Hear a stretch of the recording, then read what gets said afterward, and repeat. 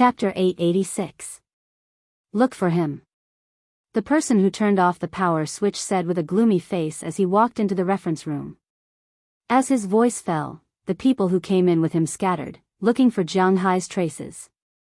Jiang Hai glanced at them. It was not difficult to escape, but the woman beside him, troublesome. Since there was no way to break in, he had to find a way to hide. Thinking of this, Jiang Hai pulled Lois Knightley up and slowly walked to the dark corner. When Jiang Hai came in, he had already seen this place. There were many large cardboard boxes here. It was a good place to hide. While these people were not paying attention, Jiang Hai quietly piled up a few boxes in the corner. Then he and Lois Knightley hid in it, holding her head to prevent her from suddenly jumping up. Jiang Hai looked at these people in front of him through the gap of the cardboard boxes. Just as Jiang Hai thought, these guys were not smart enough. They searched in circles and would not destroy the shelves here. This also made Jiang Hai relieved. Just as he relaxed a little, he suddenly felt that a certain indescribable part of him was exposed to the air. He looked down and found that it was Lois Knightley who was fiddling with it. Seeing this scene, Jiang Hai almost shouted, but Lois Knightley raised her head and made a shushing gesture to Jiang Hai. Seeing her gesture, Jiang Hai could not make a sound. He could only ask her with his eyes, "What is she doing?" But Lois Knightley did not answer Jiang Hai. Instead, she lowered her head and put something indescribable into her mouth. Although her movements were very unfamiliar, with this exciting scene, Jiang Hai also felt that his brain was empty. But the current situation did not allow him to empty his mind.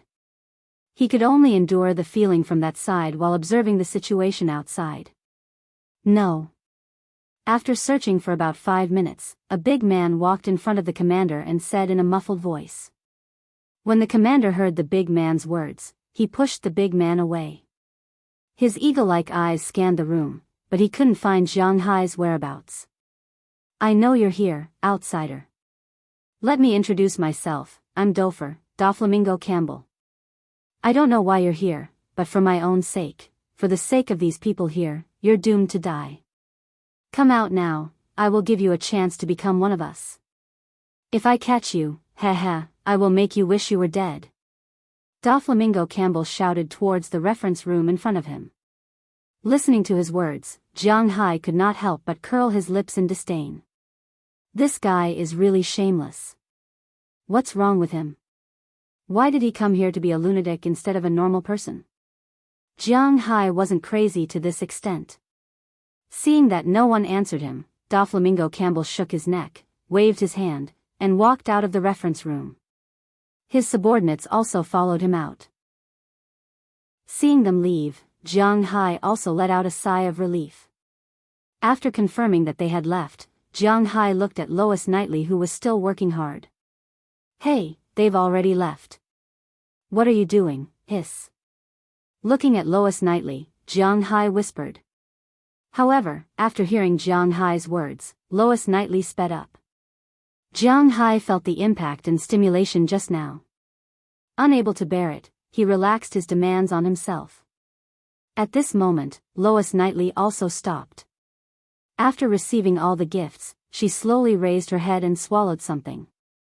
After cleaning up the places that Jiang Hai could not describe, she put it back where it should be. "Phew, you're too crazy.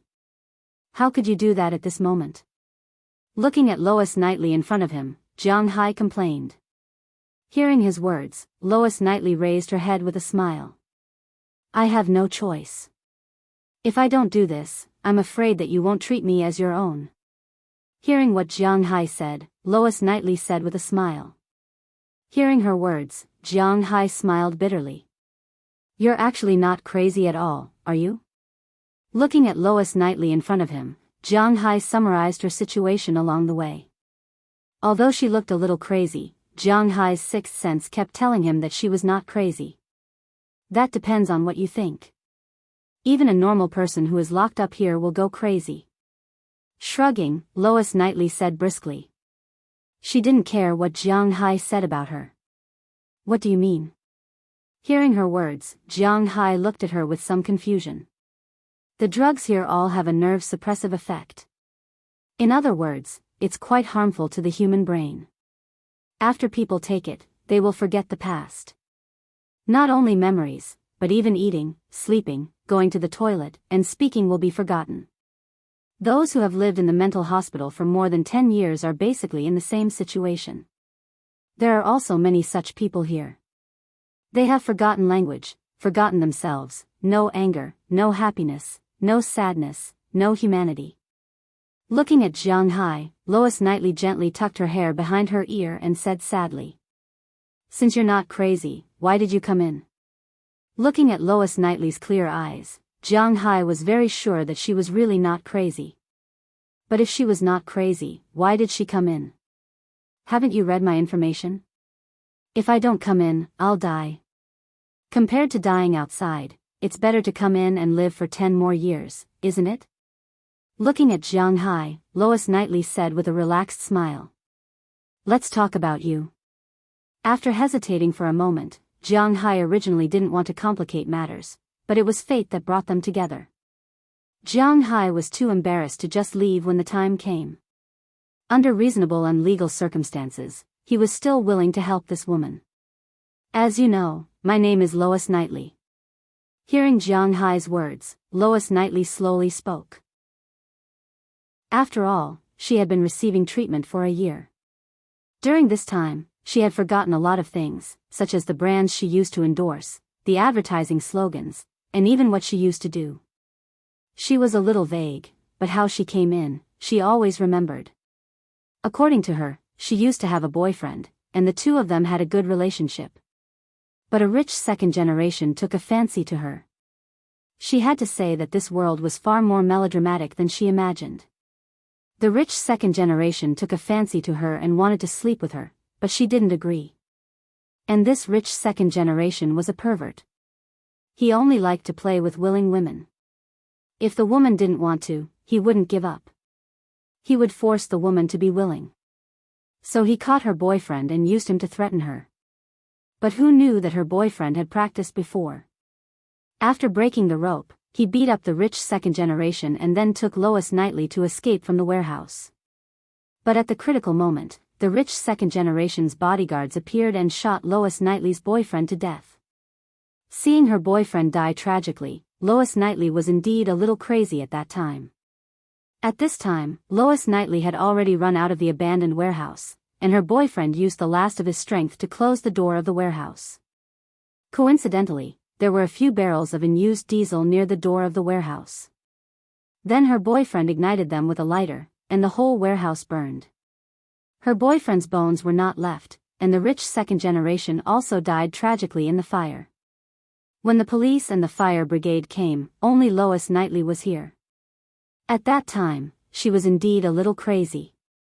After being taken away, the rich second generation's father was extremely sad. He didn't agree that the murderer was dead. According to him, he wanted Lois Knightley to be buried with his son. So he listed the charges, found the best lawyer, and convicted Lois Knightley of murder and arson. The United States also had the death penalty. It was not as rumored that there was no death penalty.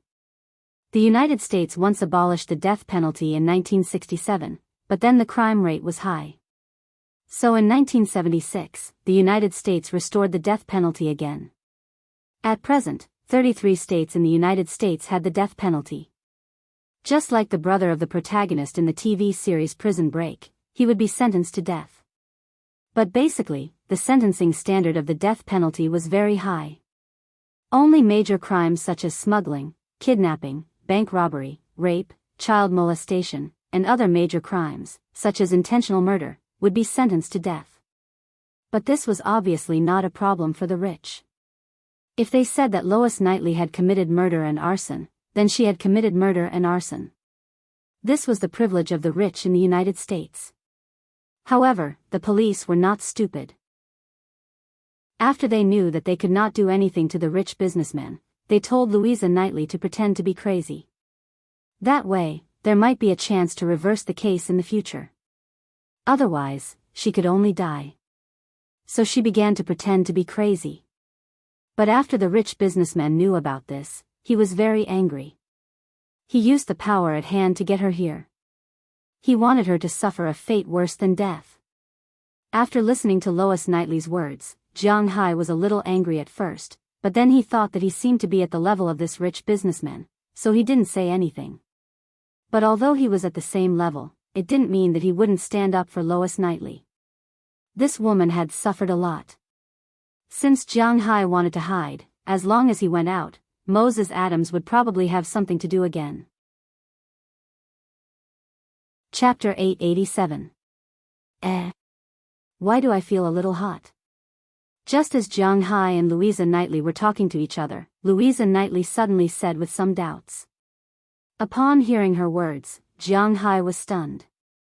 Hot? She's already naked, what's there to feel hot about?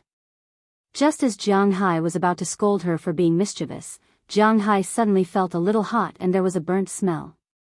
Looking back, he didn't know when it started, but the reference room was already on fire. Although the fire wasn't big, Jianghu was still startled when he saw it. He instantly carried Louisa Knightley beside him and rushed out. Fire was indeed a powerful thing, but as long as one didn't stand in the fire for a long time, it was still possible to rush out directly. Jianghu had enough speed and strength. After carrying Louisa Knightley, Jianghu rushed out of the reference room in a flash. But when he rushed out, he found Doflamingo Campbell standing outside the reference room. Beside him were many fat guards and human-like creatures. Finally can't hold it in anymore? Hee, you guys are really naive. You think I won't know if you hide in there? Why can't you hide anymore? In fact, it's fine if you hide for a while longer because this room has an automatic fire extinguishing function. When the temperature in the room reaches 50 degrees, it will automatically extinguish the fire. Looking at Jianghu in front of him, the man said with a sly smile. At this time, Jianghu also put down Isis Knightley. At the same time, he took off his clothes and put them on her body. He didn't want this woman to be seen by others. It didn't matter before, but now it's not okay. At the same time, he also turned his head and carefully looked at the man in front of him for the first time. This man didn't look short, about 1.95 meters, which was not much different from himself. He was a very typical American white man with short blonde hair sticking close to his scalp and a sharp and mean face. Although he was wearing a guard's uniform, he didn't wear ordinary leather shoes on his feet. Instead, he wore a pair of pointed leather shoes that only old ladies would wear. He stood in front of Jianghu with his legs apart and a smile on his face that made Jianghu feel disgusted. Phew, I don't want to have a conflict with you, but it doesn't mean that I don't dare to. If you continue to pretend that I don't exist, I will leave after I find the person I'm looking for. Looking at Doflamingo Campbell in front of him, Jianghu narrowed his eyes and said with an unfriendly expression. He was just running away from a fight, but it didn't mean that he wouldn't fight. This guy was really courting death by forcing him like this. Then you go out, find the police, and let the police deal with us? Ha, you really have a good plan. Instead of letting you go out, it's better to let you stay here forever. Hearing Jianghu's words, the man directly interrupted Jianghu's words and then said to Jianghu with a crazy face. It seems that you are really crazy. Looking at this guy, Jianghu narrowed his eyes and was ready to attack. It's not that I'm crazy, it's the world that's crazy. Ha, but then again, who are you looking for? After I assimilate you, maybe I will let you meet him. Looking at Jianghu, Doflamingo Campbell said with a smirk on his face. Bruce David, do you know him? Hearing what he said, Jianghu had to ask him. Of course I know him, he is now making the best use of everything. As soon as Jianghu's voice fell, Doflamingo Campbell touched his chin and said with a look of approval. It seems that he really knows where Bruce David is. Since you know, that's great, as long as I catch you, it should be enough. Hearing Doflamingo Campbell's words, Jianghu also smiled softly. The next second, he took a step and rushed towards Doflamingo Campbell in front of him in an instant. But he had to admit that this guy had been prepared for Jianghu's trick. At the moment when Jianghu rushed over, he also retreated quickly, and those big men rushed towards Jianghu. Jianghu had to change his attack direction halfway. Now he didn't hold back at all. He went up and kicked one of the big men in the face. At the same time, he used the force to turn in the air and avoided the attack of another big man. Then, he whipped the other big man in the face. After the big man spun about 1,800 degrees in the air, he fell heavily to the ground. Seeing Jianghu deal with two people so quickly, ordinary people might be scared. But these people weren't ordinary people. Just like what Lois Knightley said, these guys couldn't be called human anymore because they didn't have human emotions. Although two of them were knocked down, the others still rushed over. Jianghu did not hold back. After landing, he kicked down one of the big men and dodged another one. Then, he bounced off the ground and flew up in an instant. He pressed the head of the person who attacked him from behind and directly hit his face with his knee. The huge impact, along with his teeth, sent him flying. After Jianghu landed, he turned his body, jumped up again, and hit the head of a big man with his elbow. Pull the electricity. Seeing that 4 of the 6 macho men on his side were crippled in the blink of an eye, Doflamingo Canber, who originally ran out of the battle circle, turned around and ran. At the same time, he roared loudly into the walkie-talkie. As his voice fell, the lights in the entire basement turned black again, but this could not stop Jianghu's attack. In fact, his goal was not just to use darkness to stop Jianghu. He had to admit that this guy was a genius. Seeing that Doflamingo Campbell was about to run, Jianghu also sped up his movements. In less than a few seconds, he defeated the remaining 2 people. Just as he was about to chase after Doflamingo, he was stopped by Lois Knightley. "What's wrong?" Looking at the anxious woman beside him, Jianghu asked her with some doubts. "Fire, fire." Hearing Jianghu's words, Lois Knightley couldn't help but point to the reference room. Yes, it was on fire. Just like what she said just now, Doflamingo Campbell was a genius. He knew that with Jianghu's speed and strength, if he ran away directly, he would be dead. But if there was a fire here, would Jianghu save him? There was no electricity at this time, and there was no way to put out the fire. If Jianghu did not put out the fire and chased after him, the fire would get bigger.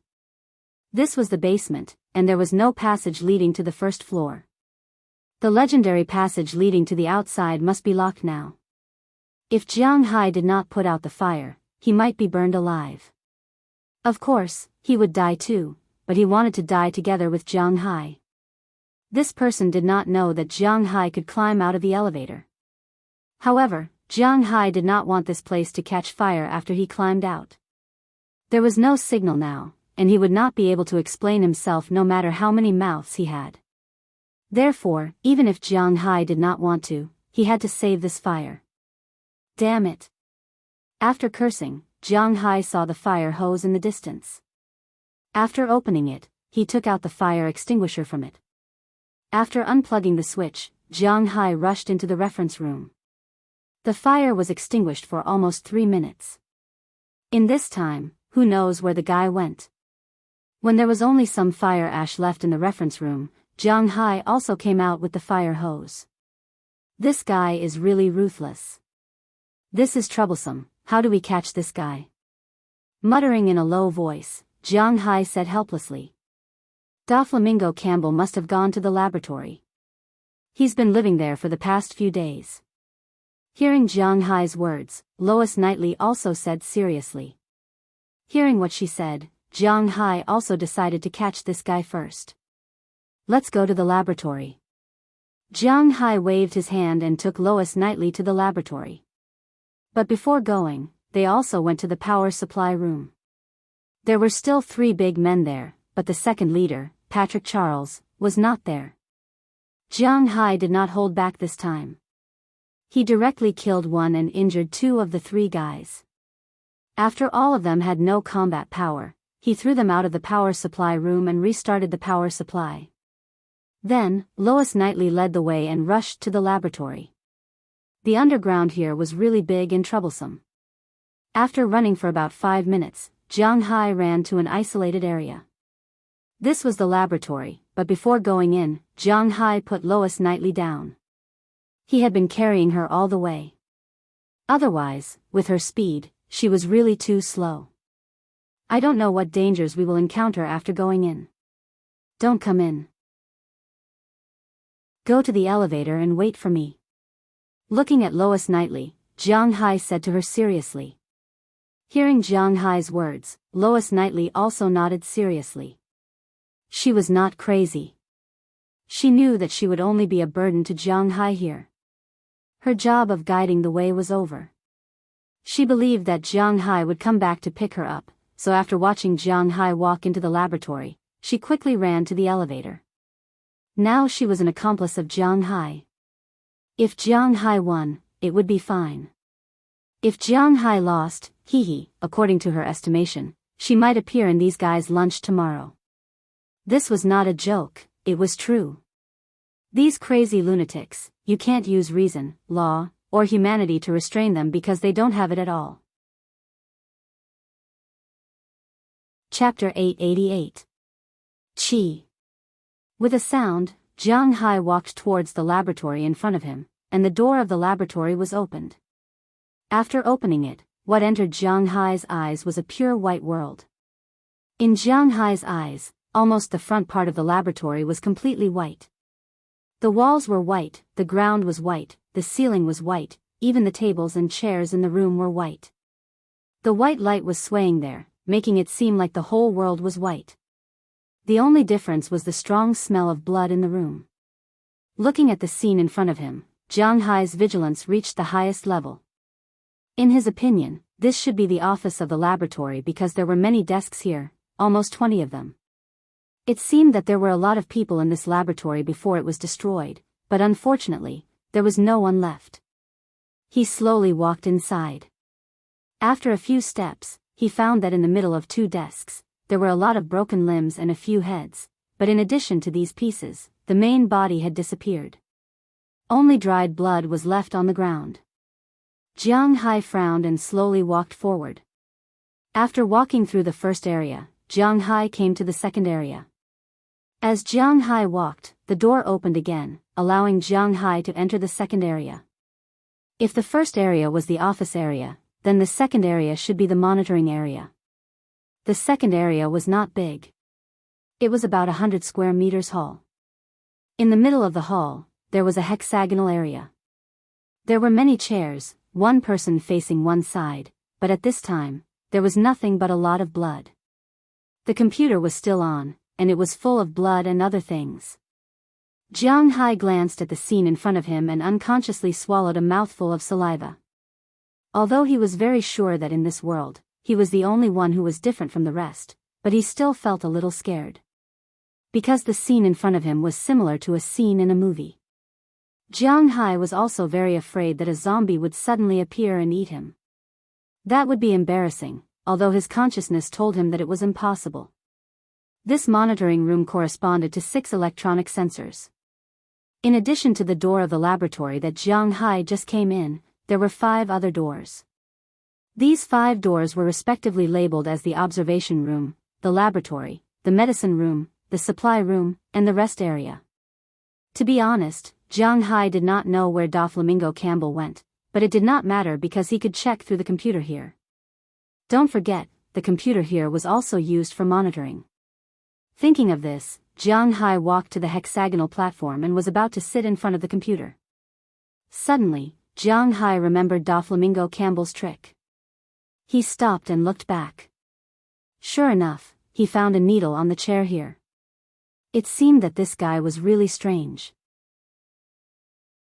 Jiang Hai thought that it might be a mistake not to close this place when he left, but now it seemed that this was a trap. Thinking of this, Jiang Hai did not sit on the chair, but directly squatted there. When he practiced martial arts with Bell and Qi Jia in the past, it was not that he did not have the horse stance. Now, it was not that he could not squat. Squatting in the horse stance, Jiang Hai began to check the current surveillance video. Sure enough, after the camera scanned, there was no one in the observation room, the medicine room, the supply room, and the rest area. Only the laboratory was occupied, but it was not very clear. But it did not matter, as long as he was sure that there was someone there. Walking to the door of the laboratory, Jiang Hai used his guard card to open the door of the laboratory, and then walked in. After walking into the laboratory, Jiang Hai found that the smell of blood here was even stronger. Many people were tied to the test bench in the distance at this time. Some had their stomachs cut open, and some had been dried. Jiang Hai did not know who these people were, but at this time, those who appeared here and died should not be patients. It could only be the original doctors, nurses, and researchers. Looking at this inhumane scene, Jiang Hai walked inside. After walking for about a few minutes, a person appeared in front of Jiang Hai. It was a person that Jiang Hai was very familiar with, Doflamingo Campbell. You must have been very shocked along the way. Looking at Jiang Hai, Doflamingo Campbell sat on a test bench and said to Jiang Hai with a smile on his face. Hearing his words, Jiang Hai also stopped, then looked back at the patients from all directions at this time. Jiang Hai has also seen the types of these patients: fat people more than 2 meters tall, people without skin all over their bodies.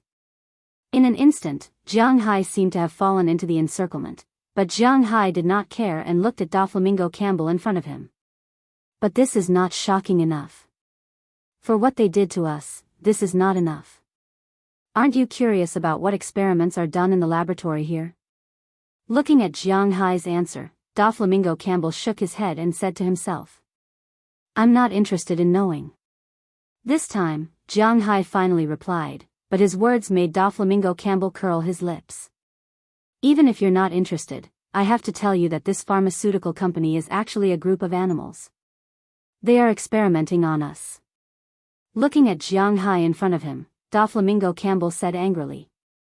Then he talked about the company's situation. Jiang Hai introduced this prison before. It is a company's welfare psychiatric hospital. It is specially used to detain those mentally ill prisoners, and they don't charge money for it. Some people will say, isn't this doing a good deed? Hee, how many people in the world do good deeds?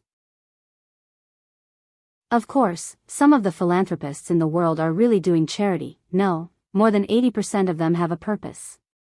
For example, Bill Gates and others. Do you really think they can just donate the money?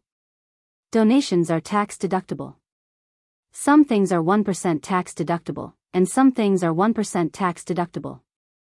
In other words, if you donate 100 million, you can pay 150 million in income tax, which is very tempting.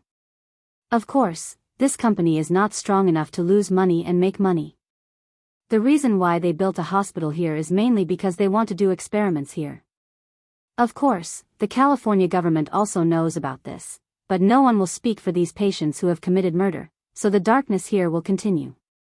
Look at these people. Do you think they used to be like this? Don't be naive. These fat people used to be ordinary people. In order to test the effect of the weight loss medicine, they were forced to inject hormones into them. That's why they became like this.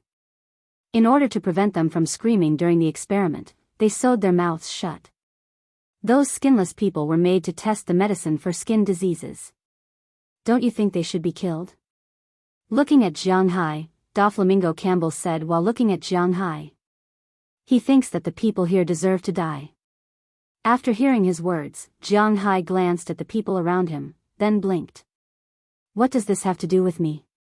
I'm sorry, I don't care if you're really crazy or not. I'm not here to avenge them. What you said has nothing to do with me. I'm not a saint, so whether they die or not has nothing to do with me. Whether you die or not has nothing to do with me.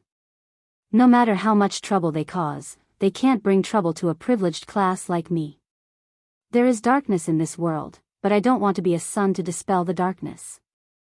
Looking at Doflamingo Campbell in front of him, Jiang Hai waved his hand and said indifferently. He is not cold-blooded, but in his opinion, this really has nothing to do with him. How can he have so much sense of justice? Ha ha ha. Well, your goal is to find Bruce David, right? I can tell you that he is now working in the kitchen in the hall on the first floor. He is the head chef. What we have been eating these days is the meat of the staff here. Ha ha ha, I'll tell you now, but the premise is that you have to be able to rush out. Looking at Jiang Hai, Doflamingo Campbell said with a crazy face. Although he was crazy, he was not stupid. He knew that talking to Jiang Hai was like playing the lute to a cow. This guy's silence towards others had reached its limit. He did not care about the lives of these people, including himself. So it was useless to say anything now. It was better to take action. This was the most important thing. As soon as his voice fell, Jiang Hai and those lunatics had already moved. This time, Jiang Hai would not be polite. Now that he knew Bruce David's whereabouts, and he had already taken care of so many laboratories along the way, he did not care if he had to take care of more. After jumping up and dodging the first wave of people, Jiang Hai came to the front of the laboratory table in a few steps. The laboratory was actually the same as the operating room. There were also many machines here, and there were also iron rods hanging on them. These were used to hang medicine bags. Jiang Hai was going to take action now. Naturally, he could not break the iron rods with his bare hands. Then, he gave a head-on blow to a dermatological patient who had rushed over and sent him flying. Looking at his sunken head, it was obvious that he had lost his ability to fight. But these things did not matter, because no one would pay attention to him at this time. Jiang Hai, who had smashed him away, was like a tiger in a flock of sheep.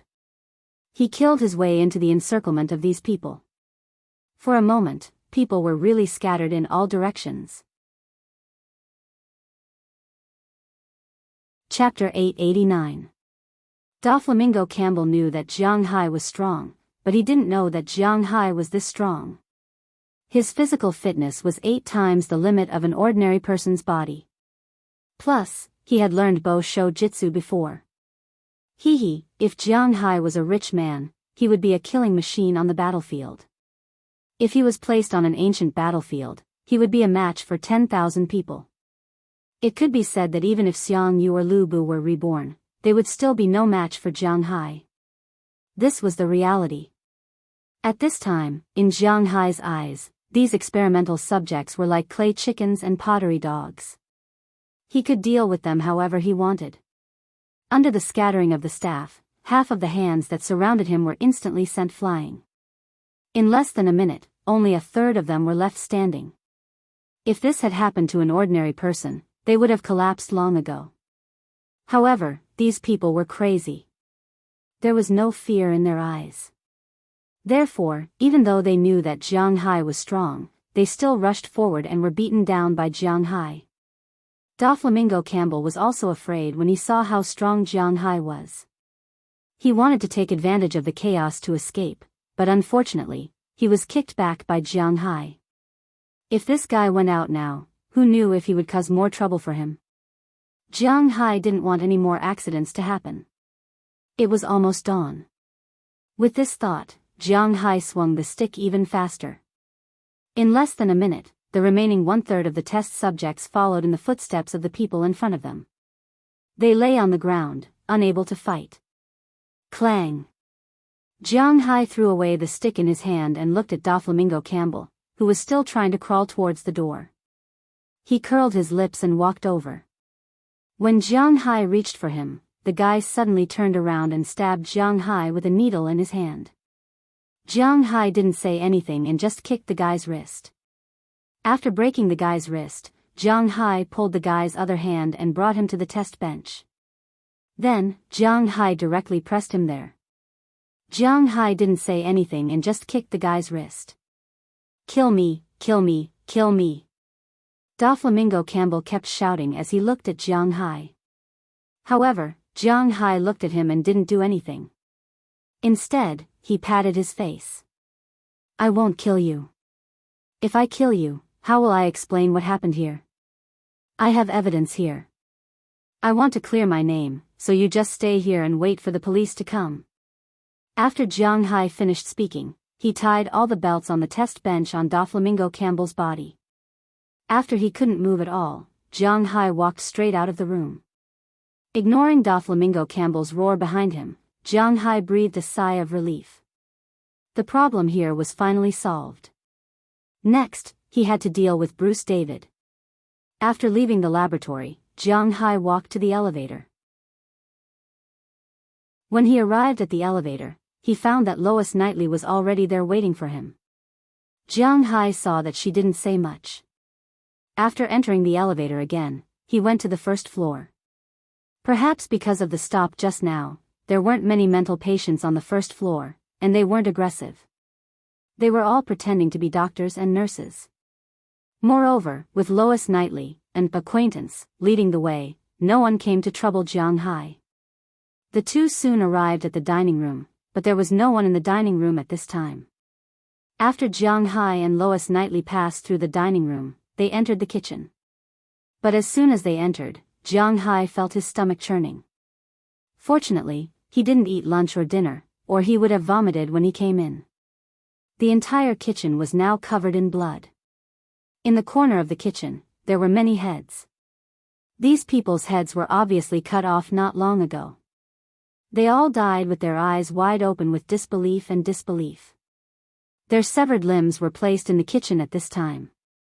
In the middle of the kitchen, there was a white-bearded man standing there dismembering a woman. Looking at his familiar knife skills, Jianghu was sure that he had done this more than once. Jianghu could still bear it at this time, but after Lois Knightley walked in, she couldn't bear it anymore. Don't forget that she also ate the food made in the kitchen these days. She instantly leaned against the door frame and vomited. It was really disgusting. What are you two doing in here? The kitchen is important. Get out.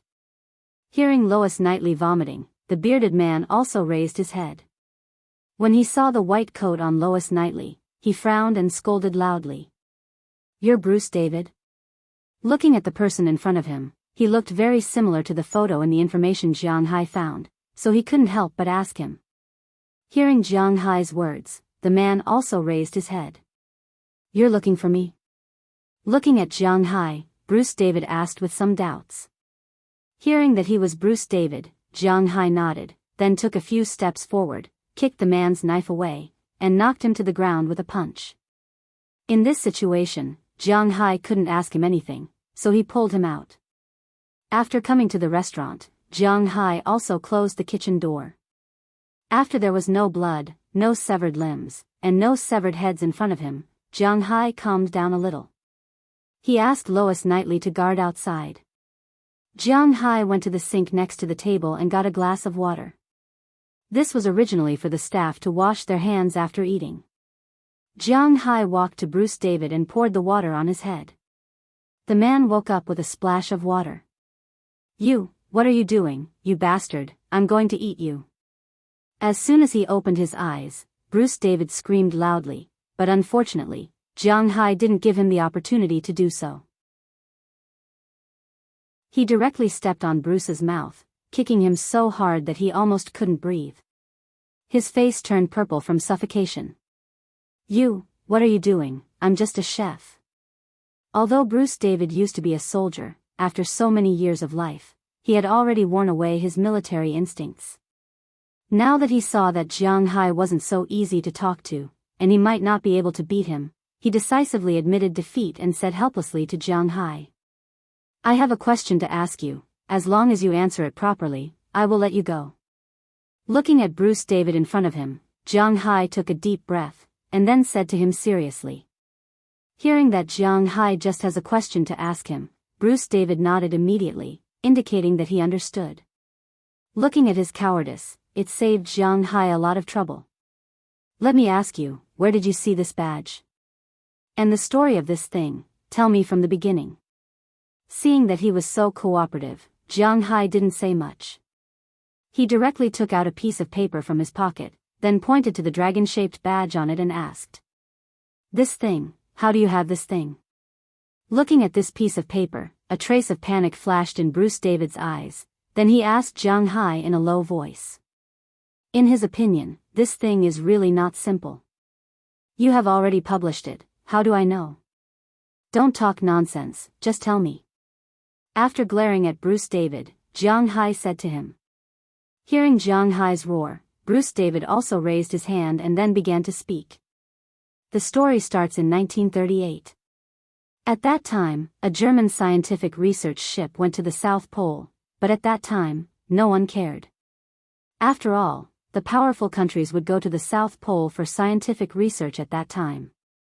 However, in 1945, when Germany was defeated, the Allies only found a charred corpse.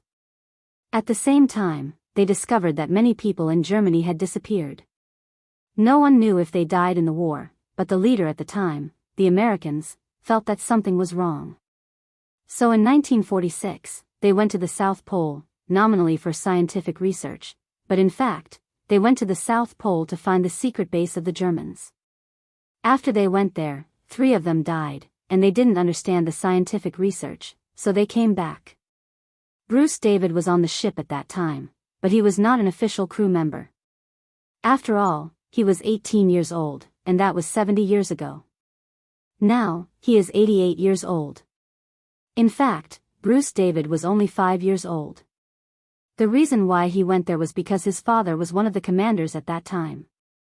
According to his memories and his father's memories, he knew some things. For example, they really found the German base. It was a plane that landed on a snowy mountain. 3 people died, and 6 people survived. It was these 6 people who found the base, and this badge was printed in the German base. But when the large force entered the base, they found that there was no one in the base. Not many people knew about this. Among them, the Minister of the Navy, Forrestal, suddenly went crazy in 1949, and then committed suicide in a mental hospital. What he said when he went crazy was that there was actually Aryan City under the South Pole. Listening to Bruce David's words, Jianghu also fell into contemplation. His consciousness told him that this was nonsense. But he knew about the dragon-shaped badge. If he didn't look at it, he would feel that he was not very transparent. Young man, I advise you not to try to go there easily, because it is really terrible. If you are not careful, you can really die there. And if you want to go, it is best to prepare now. In the South Pole, you can only survive outside in December, January, and February every year. Other than these 3 months, the South Pole is a forbidden area. Looking at Jianghu's hesitant eyes, Bruce David also said with a smile. It seems that he still remembers the South Pole. Chapter 890. Okay, you sit in the car and don't move. I'll call the police. Looking at Lois Knightley sitting in the passenger seat, Jianghu said seriously. Hearing Jianghu's words, Lois Knightley also nodded, then put on Jianghu's coat, put on the hood, and laid down on the chair. Seeing that Lois Knightley was ready, Jianghu also pulled out the car key, got out of the car, and walked to the police station in front of him. After asking Bruce David about the dragon-shaped badge, Jianghu took Lois Knightley out of the asylum.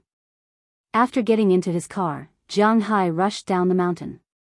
Of course, after getting a signal, he first called Qi Jia and the others who had been very anxious at home, telling them that he was safe and asking them to call Moses Adams to come over immediately.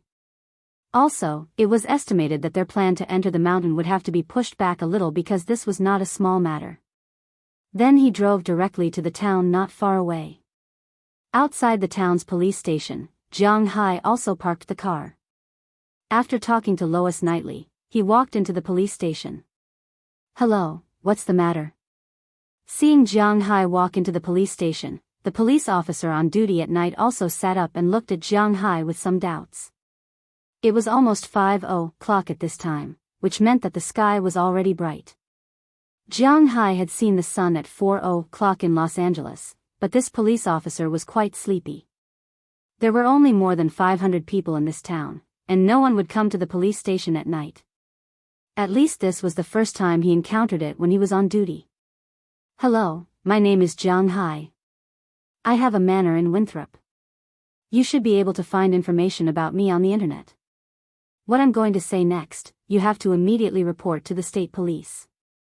Jianghu looked at the sleepy young man and said with a serious face. Hearing Jianghu's serious words, the police officer also looked at him seriously. Today, oh no, yesterday, I went to the Jushan Psychiatric Hospital on the mountain. A few days ago, because the signal tower was blown down, the prisoners and patients there have rebelled.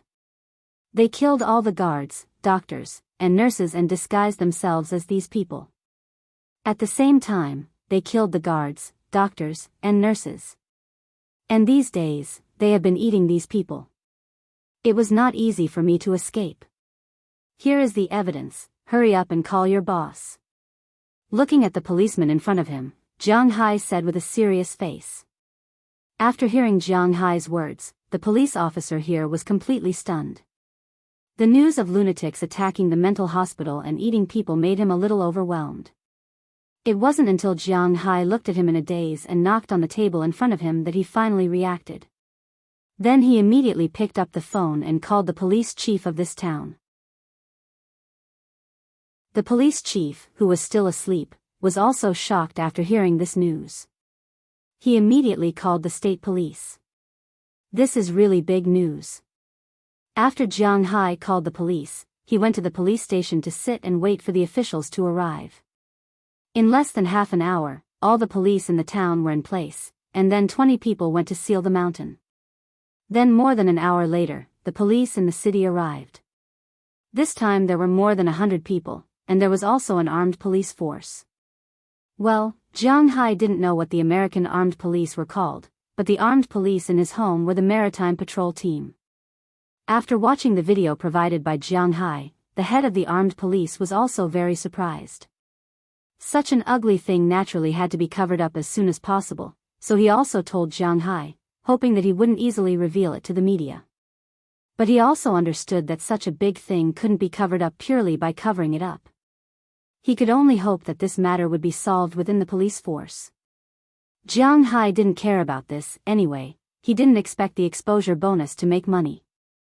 Then, more than 100 heavily armed police attacked the mental hospital at 10 o'clock in the morning. After entering, they really saw everything that Jiang Hai said. At that time, almost all the police vomited, and the mental patients were quite obedient. A small number of them resisted, but in the face of these heavily armed police, their resistance was meaningless. Soon, the mental hospital was captured, and in the basement, they also found the mastermind, Doflamingo Campbell. The whole operation only went on for about 10 minutes, and the mental hospital was wiped out. But even so, it still alarmed the media. After the police finished the battle, when they went down the mountain, they found that the media had unknowingly surrounded the mountain. Seeing that the situation was not good, Jiang Hai, who came as a guide, disappeared into the crowd immediately, then got into his car and returned home with Louisa Knightley. He knew that he was breaking the law by taking Louisa Knightley away, but he had to do it because if he let her stay here, she might be beaten or something. And most importantly, if she went to a normal mental hospital, if Jiang Hai wanted to overturn her case, the rich man could kill her first. At that time, it would be useless even if Jiang Hai wanted to overturn the case for a dead person. Therefore, Jiang Hai still took Louisa Knightley away. Of course, he didn't take her away directly. When he left, he also called Moses Adams. After hearing Jiang Hai's words, Moses Adams said that he would fly to Los Angeles immediately. At the same time, he also pulled a line for Jiang Hai. After this incident, Jiang Hai would donate $1 million to the California Police Department. Of course, a donation was a donation, and now, Jiang Hai was protecting the witness. Of course, this matter was also notified to the bureau chief of this city. Otherwise, it would be difficult for them if they found that one person was missing when they counted. After everything was settled, Jiang Hai returned to Los Angeles. Louisa Knightley kept looking outside along the way. To be honest, she hadn't felt this kind of freedom for a long time. She was quite reluctant to leave everything outside. Looking at her, Jiang Hai also smiled. This world was indeed full of darkness. But this had nothing to do with Jiang Hai, but he could save a life. Jiang Hai also felt that he had done a good thing. Of course, Jiang Hai's good deed had nothing to do with her helping Jiang Hai that night. Jiang Hai was a gentleman. Yes, that was what he thought. He felt that he was quite noble and full of positive energy. Look at how saintly he was. He even saved a lunatic. This kind of great love was quite impressive. Driving, Jiang Hai soon returned to Beverly Hills in Los Angeles. After waiting there for a long time, Moses Adams came. After he came, he officially took over Louisa Knightley's case, and Jianghu and the others were also preparing to enter the mountain tomorrow. However, before leaving, Moses Adams pulled Jianghu to the side. "Boss, when did you come to Los Angeles?" Looking at Jianghu, Moses Adams asked with some doubts. To be honest, he didn't know when Jianghu came to Los Angeles. "Why did he come here?" "I've been here for a few days." "Why? Is there any trouble with Louisa Knightley's case?" Looking at Moses Adams, Jianghu asked with some doubts. If the problem could be solved with money, it didn't matter, but if it couldn't be solved with money, it would be troublesome. "No, this case is full of doubts, and I've also checked our opponent. He's just a small nouveau riche. He has some connections with the California consortium, but he's just a pawn. No one will go against a billionaire like you. I'm asking you this to ask, since you came to Los Angeles, didn't you go to Google to get your shares certified?" Looking at Jianghu, Moses Adams waved his hand. Jianghu was the superior. He just needed to tell them what to do, and then Moses Adams and the others would solve the problem for Jianghu. They also had to find out who Jianghu's opponent was. The person who framed Louisa Knightley was a giant in the eyes of ordinary people. His total assets were about $200 to $300 million, and he had some connections with the California consortium, one of the top 10 consortia in the United States. If an ordinary person provoked him, he would naturally die without a burial place, but Jianghu, it was called crushing. So in Moses Adams' view, he could win Louisa Knightley's case without spending $500,000.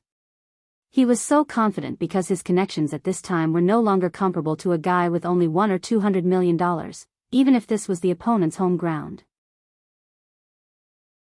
Moreover, Jianghu was never a person who would let the horse run and not let the horse eat grass.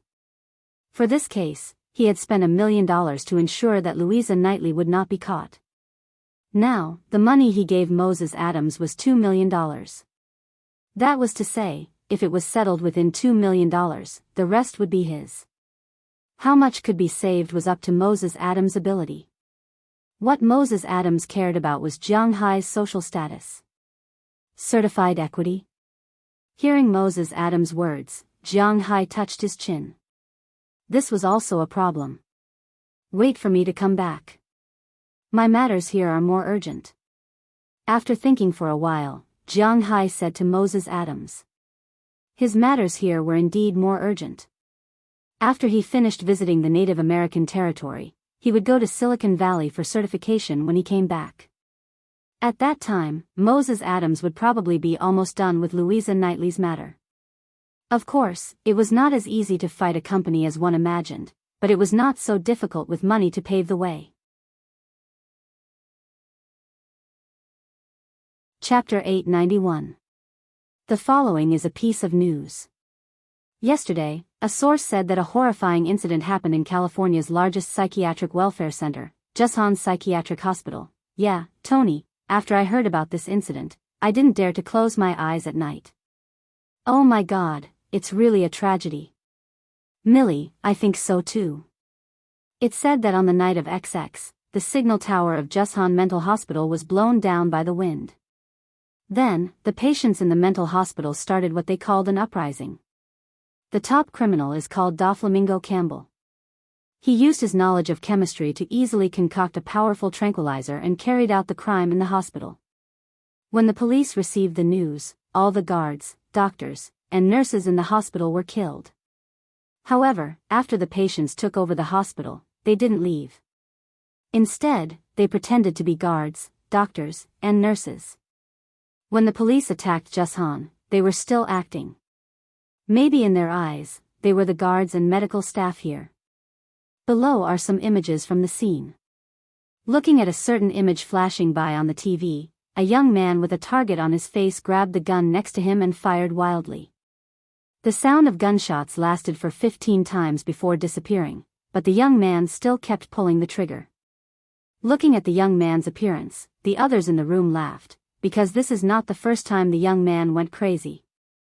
In fact, this news had already been broadcasted yesterday. Today, it was just a rebroadcast. Unfortunately, another television was broken. However, to them, the television wasn't that important.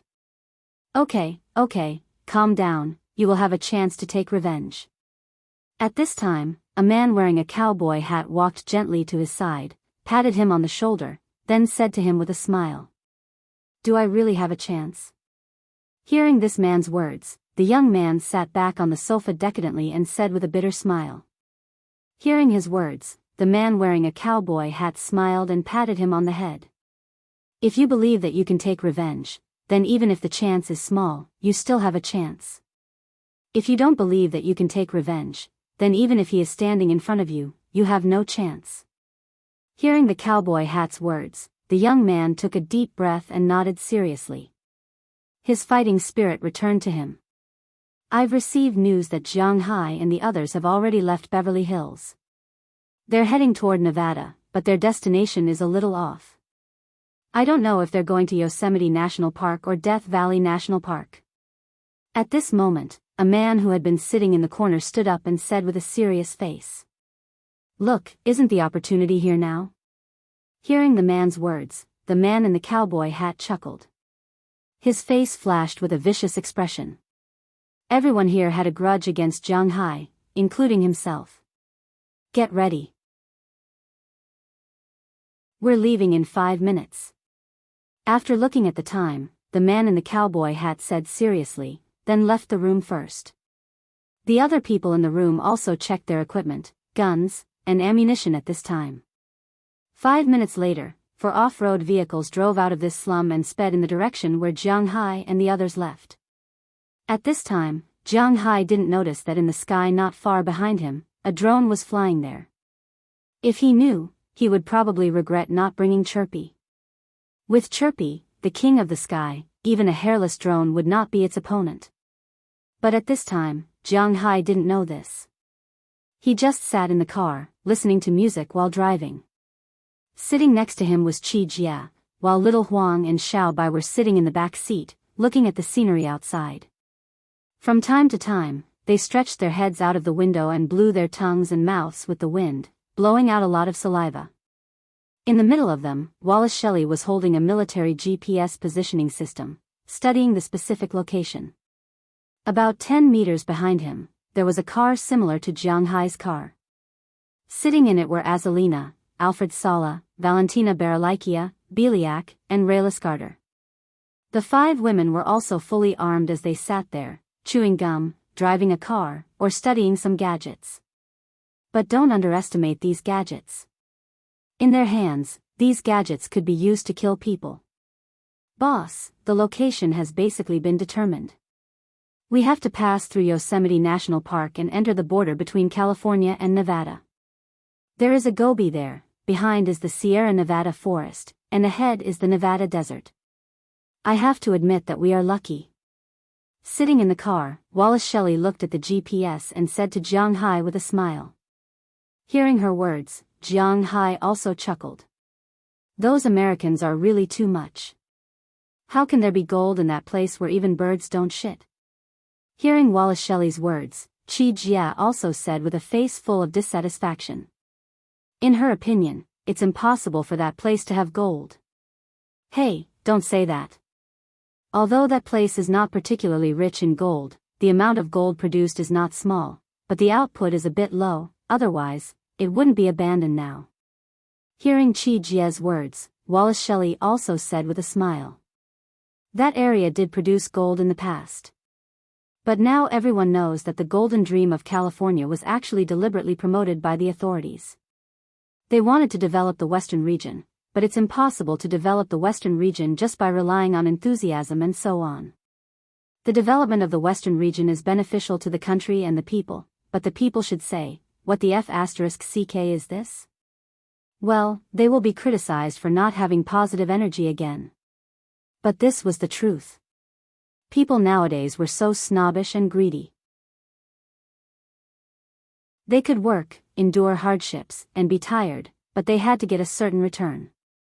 In the country, land belonged to the country. Maybe you planted trees here for decades, and it was not easy for the trees to grow. Then, the country took back the land. Who would you cry to when that happened?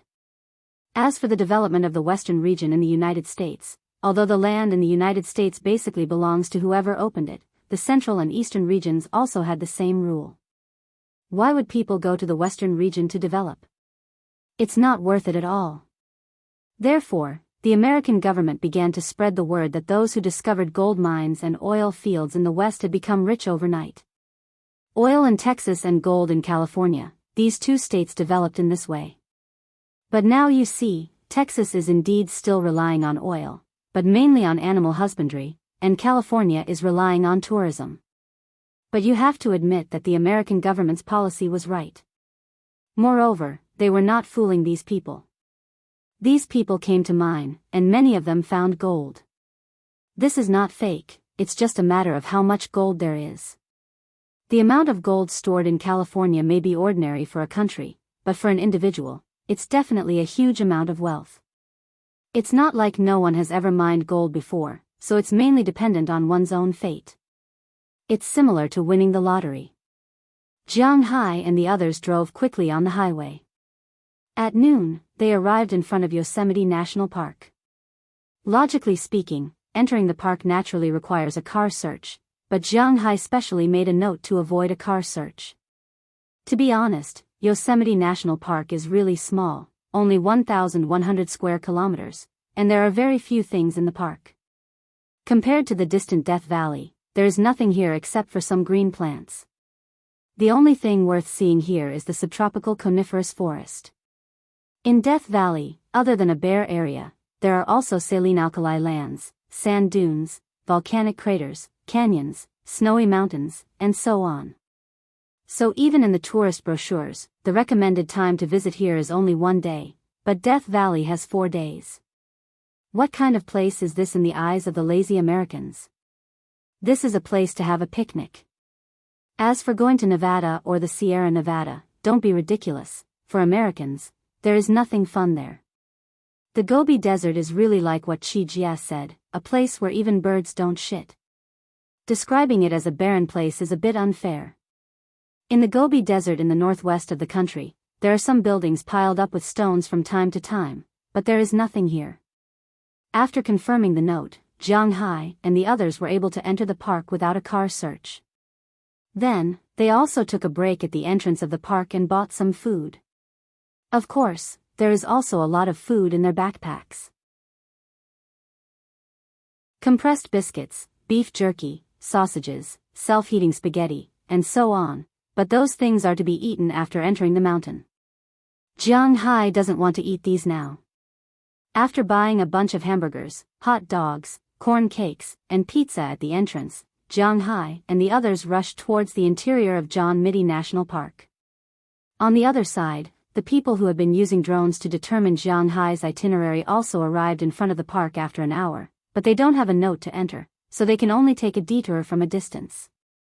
If Jianghu's goal is in the park, then they are blind this time. However, it was a pity that Jianghu's goal was the Sierra Nevada. Therefore, even if these people circled around, they would still be able to find Jianghu's group. Naturally, Jianghu's group didn't know about this at this time. They were still heading towards the forest. Chapter 892. Follow us all the way. If you find anything, remember to come back and tell us. Jianghu patted little Huang and Xiao Bai on the head and said to them seriously. Hearing Jianghu's words, the 2 dogs also stuck out their tongues, then lowered their heads and rushed into the forest. Seeing that the 2 dogs had disappeared, Jianghu and others also sat back in the car and studied their next route. To be honest, for Jianghu, looking at the map here, he was really a little confused. Where do we go next? Jia picked up a hamburger and asked Jianghu while eating. I'm not very sure, but it should be the right way to go. Hearing Jia's words, Wallace Shelley, who was sitting in the back and in charge of these things, also said with some uncertainty. Almost half a day has passed since they entered Yosemite National Corporation. A few hours ago, they had passed through Yosemite National Park and entered the Sierra Nevada. After crossing the Merced River, there wasn't much of a river in front of them. Let's drive slowly, we will find it eventually. If we can't find it, we will stay for the night. Anyway, we didn't plan to find it so easily. Jianghu listened to Wallace Shelley's uncertain words, but he didn't care. He just chuckled and said. Hearing Jianghu's words, the others here also expressed their agreement. After talking to each other through the walkie-talkie, Jianghu and others also restarted the engine and drove along the rugged mountain road toward the Sierra Nevada. The road here was really bad. Oh sorry, Jianghu was wrong, there was no road here at all. Although the Mercedes-Benz AMG 65 was also a pretty good off-road vehicle, compared with his Shield, it was really a lot worse. So when Jianghu drove the car, it was still quite shaky. They kept driving through the forest all the way. The speed was definitely not fast enough. At this speed, they were not worried about losing little Huang and Xiaobai. Finally, before night fell, Jianghu and the others left the forest area. However, the situation behind them was not too good either, because there were no trees in front of them. The Sierra Nevada was part of the western edge of the Cordillera Mountains in North America. Its main boundary was naturally in Nevada, but its western boundary was in California. It stretched 640 kilometers from north to south, and its highest peak, Mount Whitney, was 4,418 meters high. It was the tallest mountain in the United States. The eastern slope was steep, dry, and devoid of forests. The western slope was densely forested, and there were modern glaciers at the peak. The natural scenery was very good. What made this place famous all over the world was its hydraulic resources and gold mines. Jianghu and the others were now heading to the east. After leaving the forest, Jianghu and the others discovered that the further they walked, the more desolate it became. This wasn't an adjective, but a descriptive one. At this time, it was as if they were walking in the middle of a desert. There were very few grasses on the ground, and some mountains could be seen in the distance. There were also some faults in the surrounding rocks, showing the ancient traces of this place. Don't be surprised if you find some fossils here, because there were really a lot of fossils here, especially in the wild. As everyone knew, North America was the distribution center of dinosaur fossils. Of course, they were found all over the world. In the beginning, all the continents on Earth were merged into one, called Panga Continent. As time went by, the continents slowly moved and became the present world. Of course, dinosaurs were found everywhere. But compared to densely populated areas like Europe and Asia, where dinosaur fossils were more or less destroyed in ancient times, North America maintained its original lush environment, and the fossilized areas were well preserved. At the same time, for some dinosaur fans, North America, whether it was South America or North America, was a paradise for dinosaur fossils. Because the largest dinosaurs in the world lived in North America. For example, the familiar Tyrannosaurus rex lived in North America. The largest Seismosaurus lived in South America, including the Australopithecus and Carcharodontosaurus, whose complete bones were not found, lived in North America. The largest carnivorous dinosaur in Asia was the Tyrannosaurus rex, a medium-sized dinosaur. Jianghu also liked dinosaurs a long time ago, but that was when he was very young. Now, looking at the barren land in front of him, Jianghu didn't have any interest. Perhaps it was because there were too many stones here. Jianghu had seen that the water resources here were quite good. There were a lot of rivers, and there were fish in the rivers. There were also water plants in the rivers, but there was no grass on the land. He had to admit that it was very strange. It even reminded Jianghu of the Hell Gate he went to in the past. That place was also as desolate as this place, but it was even more desolate. There weren't even any mountains there. Here, there were some mountains and some scenery. However, other than the mountains, there really weren't many animal resources here. It was understandable. After all, there were too many humans living in this area. It was better in California, which was on the western slope. There were still herds of animals, and it was better in the south. The place where Jianghu and the others came from was a little panicked. Before coming, Jianghu had checked the animal situation here. Black bears were the most numerous species, but they basically lived on the west side. Stone goats were the second most common species, but they basically lived on the south side. Mountain lions were rarely seen, and grizzly bears lived alone. No one knew when they would be able to see them. The bird resources were quite rich, but they were basically on the west slope. Jianghu didn't see other American badgers, Canadian ferrets, red cats, mountain beavers, flying squirrels, fishing martens, wolverines, and so on. The only thing he saw were some birds flying in the sky from time to time, but Jianghu wasn't interested in these birds. As the sun gradually set, Jianghu and the others weren't in a hurry to travel. Instead, they found an open space. This open space wasn't far from the water. 2 cars surrounded the open space, and then Jianghu and the others lit a fire here and prepared to rest. Of course, they couldn't sleep outside. There were 2 cars. 1 could lie in the back row, and 2 could lie in the front row. In total, they could sleep 6 people. Jianghu and the others had a total of 8 people, and 2 people were on night watch. It was quite good. After setting up the fire, not long after, little Huang and Xiaobai came over with 2 rabbits in their mouths. Jianghu picked up the fishing rod he prepared and caught 2 fish. Maybe it was because the fish here lived too comfortably, or maybe they had never seen humans in their lives, so they weren't very vigilant. Jianghu dug up a few worms and hung them on the hook. Not long after, he caught 2 fish. The fish here were also quite famous. This place was rich in trout. Because this place didn't belong to the Great Lakes, and no one farmed here, the number of fish was quite good. Moreover, there were no Asian carps here, and they were all native fish in the United States. Jianghu also caught such fish. In addition to the 2 river trout, there was also a rainbow trout. Naturally, these 3 fish and 2 rabbits entered the stomachs of Jianghu and the others. Looking at these fish, Jianghu couldn't help but think of the Yangtze River grenadier fish, the large yellow croaker, and the Chinese bahaba fish that he raised. It would take some time for the Chinese bahaba fish to become a group, but the Yangtze River grenadier fish and the large yellow croaker fish grew quite fast. With the nourishment of Jianghu's spiritual energy, these fish could live for 3 years at most. He estimated that he could harvest a batch of them next year. While thinking about the manner, Jianghu and the others also chatted casually. Then they got into the car, leaving Jianghu and Layla Scarter to keep watch. Later in the night, Aller Sarah and Valentina would keep watch. In such a place, keeping watch at night was indispensable. As for tomorrow, they would just let them sleep a little longer. As everyone got into the car to sleep, Jianghu and Layla Scarter also chatted. This was the first time Jianghu and Layla Scarter talked alone, but it was nothing more than asking her if she lived well there and if she adapted to the current life.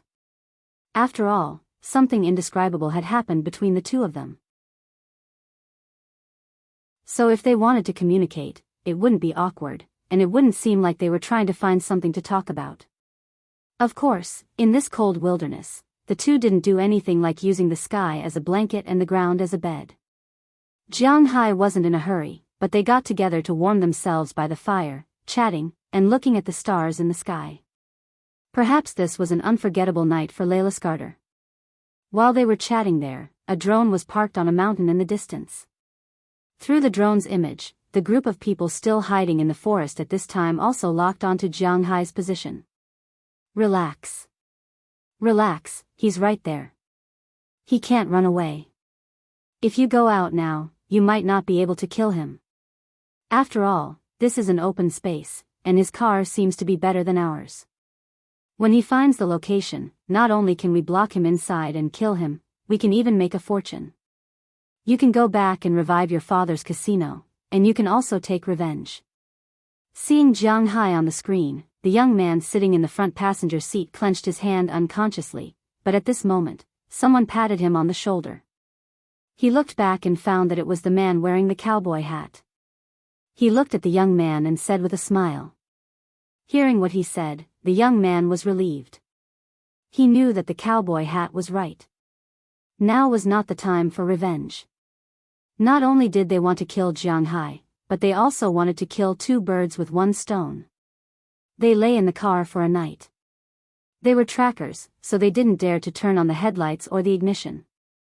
They just stayed in the car for a night.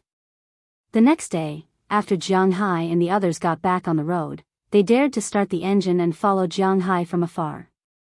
They must not appear in Jianghu's sight. They were professionals in doing these things. Chapter 893. Woof, woof, woof. With the harsh barking of a dog, Jianghu and his team, who were searching around, couldn't help but turn the steering wheel and rush toward the place where the dog barked. Not long after, in front of Jianghu, a collapsed cave appeared. This is it. Looking at the gravel outside the cave and the railway track that had been covered by grass, Wallace Shelley held the GPS and said excitedly. Hearing her words, the others also smiled. This was the third day since Jianghu and the others entered the wilderness. On the first day, they slept, and on the second day, it was already the fourth day since they set out, and on the third day since they entered the wilderness. In these 3 days, they could only roughly determine a radius of 10 kilometers. In other words, the mine was about 314 square kilometers in size. It was really not an easy task to find it, and this was achieved by using a lot of new technology. Wallace Shelley even hacked into the satellite to get the location, but even so, it took 3 days to find it. It was already 3:00 in the afternoon today, and it was thanks to Jianghu's 2 dogs that they found the location. As the 2 cars drove over, Little Huang and Xiao Bai had already appeared at the entrance of the cave. Looking at their anxious looks, Jianghu felt that there seemed to be something in this cave.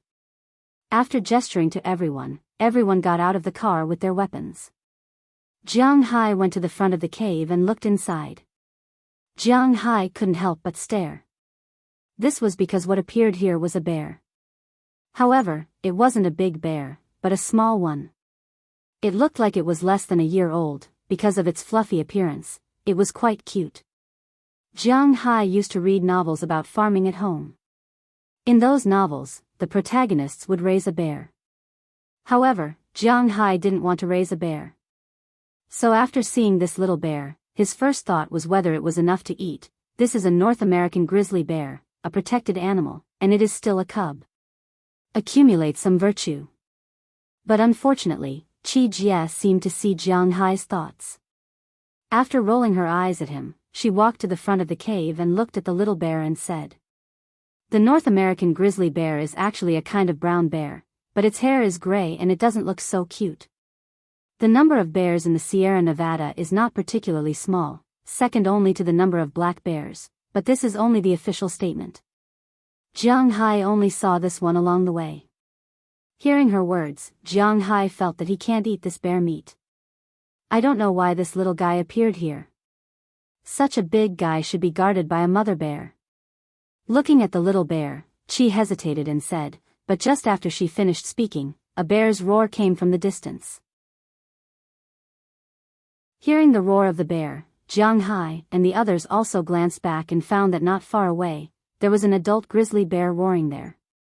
It seems that this should be the mother bear. This mother bear must have eaten a loss from humans, or perhaps she knew about humans. Therefore, when she saw Jianghu and the others standing here, she didn't come forward. Instead, she stood in the distance and anxiously roared. Hearing his mother's voice, the little bear also started to roar. Seeing this scene, Jianghu didn't want to kill more people, so he asked Little Huang and Xiao Bai to make way.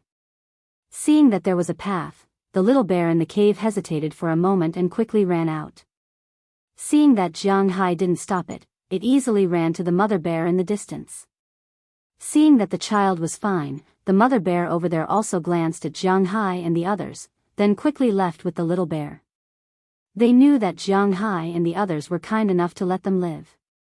They can forget about this cave unless they wait for Jianghu and the others to leave.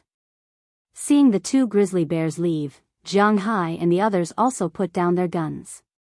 Drive the car over and block the entrance.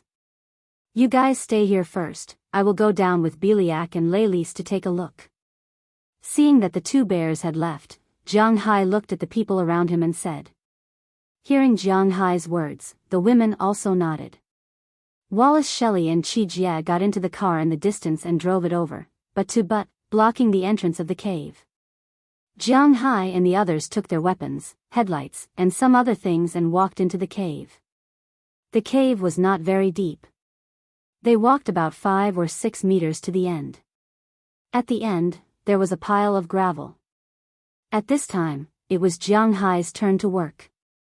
Although it had been decades or even hundreds of years, Jianghu did not know exactly how long it had been. Stone was stone, and it would not grow back together. So Jianghu picked up a pick and dug out a lot of ore.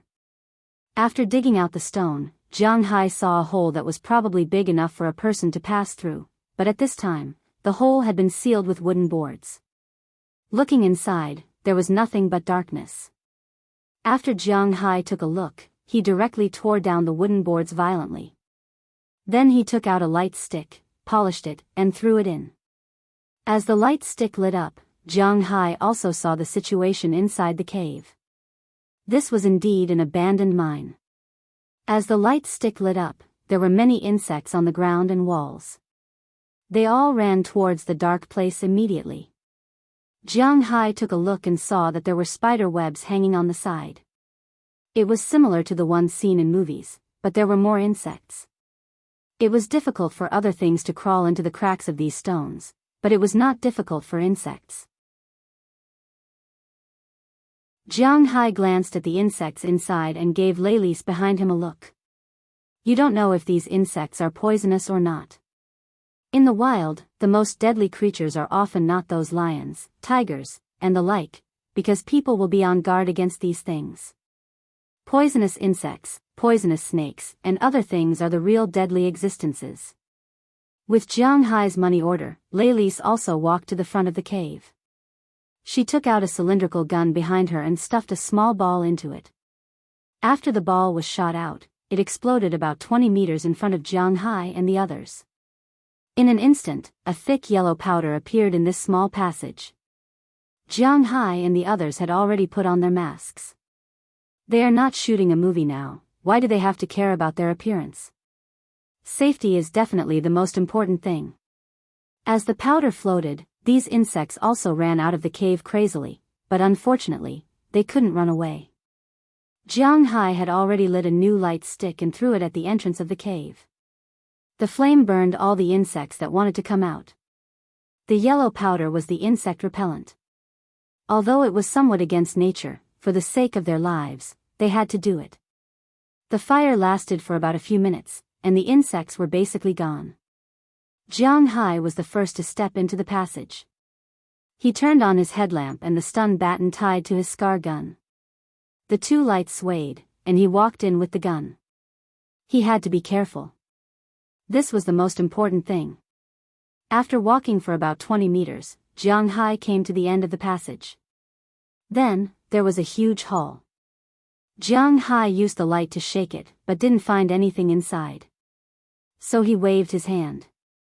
Leilise and Biyao, who were walking behind him, lit up their light sticks and threw them out. After throwing out a few light sticks, Jianghu thoroughly saw the situation in the hall. The hall looked a little old. There were some rotten wooden pillars around it. He didn't know how long they could last. In the middle of the hall, there were many carts, tools, and the like. There was also a generator, but it seemed like it couldn't work anymore. In addition, in the middle of the hall, there were many corpses. No, to be exact, it would be better to say that they were skeletons, because there wasn't even a little bit of flesh left.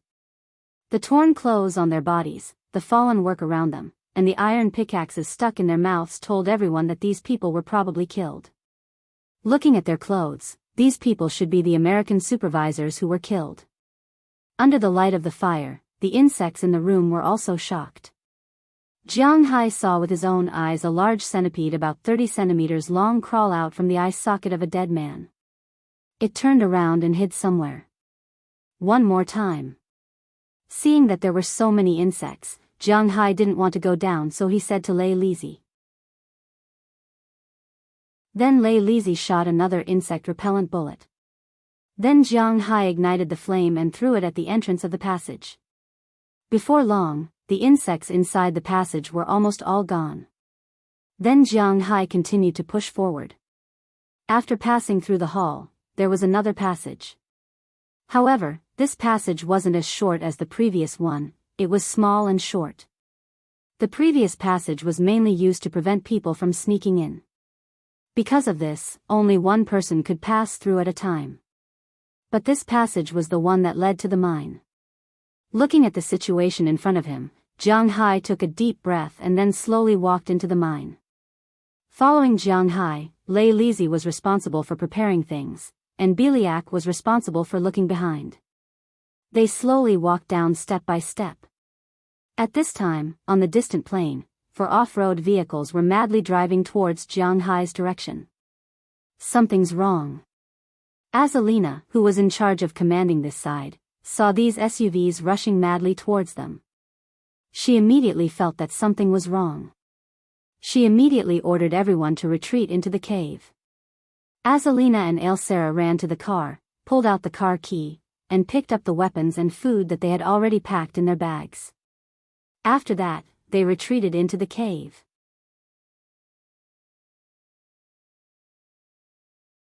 Chapter 894.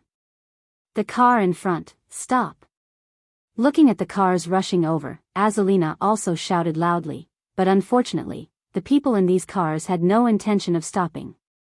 At the same time, they also saw that the people in these cars were fully armed.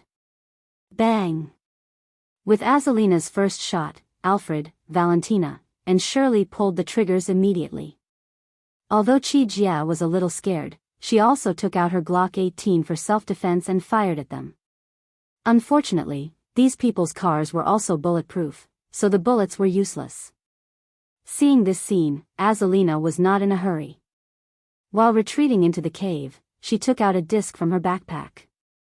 If someone saw this disc, they would not be surprised, because this thing has another name, landmine. As time came to the 21st century, all kinds of individual weapons also changed abnormally. There were all kinds of individual weapons. Although Azalina's strongest point was her body, she would not be polite to these external weapons, and they also had the ability to get these things. Although they were no longer part of that organization, at least they knew how to go to those shady places to get these weapons. So speaking of which, the weapons on their side were not inferior to those of the regular army. The disc she threw out was called a tactile anti-tank infantry mine. It was specially used to deal with the enemy's mechanized troops on the battlefield, and the way to open it was to crush them. And such an infantry mine could even blow up a tank, let alone some civilian off-road vehicles. Not good. Looking at the disc thrown over, the driver here had already reacted. He hurriedly turned the steering wheel to avoid it, but unfortunately, it was still a step too late. The disc flew directly under the left front wheel of the car, and with a loud bang, one of the cars was directly blown up. After spinning twice in the air, it fell to the ground, and the two people in the front seat fainted, but the two people in the back seat took this opportunity to open the door and escape. But as soon as they came out, Alfred, who was already prepared, screamed twice. The gun in Alfred's hand was not an ordinary gun, but a Soviet-made VS-94 sniper rifle. This was not an anti-material sniper rifle, just a general continuous fire sniper rifle. Because it had a silencer, its power might be insufficient, but it was very short, and its combat effectiveness at close range was quite explosive. Just like those cars just now, because the cars were bulletproof, the effect was not great, but after getting out of the car, even if these people wore bulletproof vests, it was useless, and they would die directly. Bastard, run over. The commander of one of the vehicles roared when he saw that he had lost a quarter of his men in an instant. Upon hearing his words, the remaining 3 vehicles immediately rammed into him. Bang! Bang! Bang! Bang! Bang! Bang! The 3 cars directly hit the 2 cars, and the formation formed by the 2 cars was scattered. The originally intact defensive formation cracked in an instant, and this gap was fatal. Xiao Bai, Xiao Huang, go find Jianghu, the others retreat into the cave. After seeing this scene, Azalina, who was the commander, immediately gave the order without hesitation. Lil, Yellow and Lil, White went straight into the cave. Everyone also retreated into the cave at the first moment, and the people on the other side also directly got out of the 3 cars. Looking at the gap behind the cars, they suppressed like a storm. Although Qi Jia had undergone these days of training, her physical fitness was also not bad. But after all, she was not a serious soldier. She was half a beat slower and was hit by a bullet, but it was precisely because she knew that she could not do it that she wore the best bulletproof vest. Although this blow knocked her down, after being pulled into the cave, she only felt a little pain, but nothing serious happened. Go and see the people in that car. Seeing the women in front of them retreating into the cave, the people who got out of the car couldn't help but grit their teeth and said. Then 2 people went to the overturned car over there. The 2 people who were hit by the sniper rifle were already dead. Although they were wearing bulletproof vests, this shot was enough to kill them. There was a big bloody hole in their chest. If they were in the hospital at this time, they could still be saved, but unfortunately, they are not in the hospital, so they are doomed. As for the 2 people, they were only a little concussed by the air cushion. After being carried out of the car, they rested for a while and felt much better. Then they put on their helmets and came to the front of everyone. What should we do next? After jumping over the defense line of the 2 cars, these people came to the cave. Looking at the dark cave in front of them, a young man with a scar on his face asked a middle-aged man in the middle. What else can we do? Go in, but be careful. Hearing the young man's words, the middle-aged man also chuckled, then motioned 2 people to explore the way. After the 2 people followed the gesture, they directly put on 2 night vision goggles and slowly walked into the cave. But as soon as they walked in, they waved their hands and motioned the people behind them to stop. What's wrong? Seeing the movements of the 2 people, the leader couldn't help but ask with some worry. These bitches are really ruthless. They aren't afraid of blowing up the passage out. This short road is full of landmines. Hearing the words of the person behind them, the 2 people walking at the front couldn't help but whisper. Oh, they are really ruthless. Hearing the words of these 2 people, a macho man stepped forward, picked up a night vision goggles and looked into the cave. Sure enough, in the dark environment, several anti-infantry mines were buried in some pits at this time. If it weren't for their rich experience, they would have been completely annihilated when they came in. Is there a way to pass quickly? Looking at the things in the tunnel, the macho man asked the people behind him with a cold face. Leave it to me. Hearing the voice of the macho man, a person behind also said with a smile, then walked to the front of the cave. After the 2 people retreated, he took out a remote control car from his backpack. Boom, boom, boom, boom. A series of noises sounded in this mine. At this time, Jianghu, who had gone deep into the mine, stood there with a pale face against the wall. He didn't encounter any ghosts. The mine below was normal. Except for a moldy smell, everything was normal. The reason why his face was pale now was because the explosion outside made the mine almost collapse. Leaning against the wall, Jianghu's face was quite pale. At this time, in the mine here, soil was constantly falling down, and the rotten wooden pillars felt like they would fall down at any time. Something must have happened above. After waiting for the noises above to stop, Jianghu and the others took a look at the mine in front of them and let out a long breath. Fortunately, they managed to hold on. At this time, Layla Scarter came to Jianghu's side and said worriedly. The explosion now told them that something must have happened. Azalina wouldn't casually throw mines for fun. Let's go back and meet them. After thinking for a while, Jianghu was more concerned about the situation of these people than the gold below. What was money? He didn't care very much. If he could get it, he would get it. Even if he couldn't get it, he wouldn't be crazy enough to hurt the people around him for it. So now that he thought that something must have happened above, he wanted to go back and take a look. Hearing Jianghu's words, Biyao and Layla Scarter agreed. Then, the 3 of them bent their waists and quickly rushed in the direction they came from. But before they ran to the entrance of the tunnel, 2 figures rushed in directly, startling the 3 of them. Fortunately, Jiang Hai's sixth sense told him that he was very familiar with these two things, so he didn't shoot. With a flash of headlights, Jiang Hai saw that the two people who came were none other than Xiao Bai and Xiao Huang. "You guys came down, where are they?" Half squatting on the ground, Jiang Hai touched the heads of the two big dogs and asked them. Hearing Jiang Hai's words, the two big dogs also looked back, which let Jiang Hai know that they were behind him. Sure enough, after waiting for a while, the sound of footsteps came, and then Jiang Hai saw Valentina and Qi Jia running in first. When they saw Jiang Hai, the two were relieved. Then Wallace Shelley, Azalina, and Alfred also ran in. When they saw Jiang Hai, everyone was obviously relieved. What's the situation? Looking at these people in front of him, Jiang Hai asked with some doubts. It's Izoatis, the person I didn't kill last time. I don't know which special squad he joined, or if it's a mercenary squad or something like that. The other party's equipment is very good.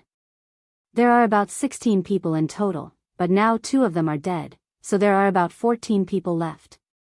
Hearing Jiang Hai's words, Valentina spoke first. Although she just glanced at them, she still recognized Izoatis's face.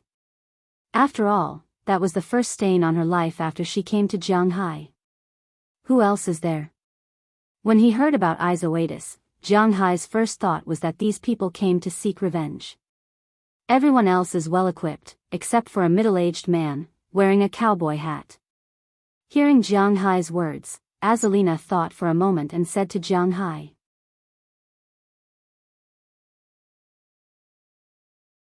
Chapter 895.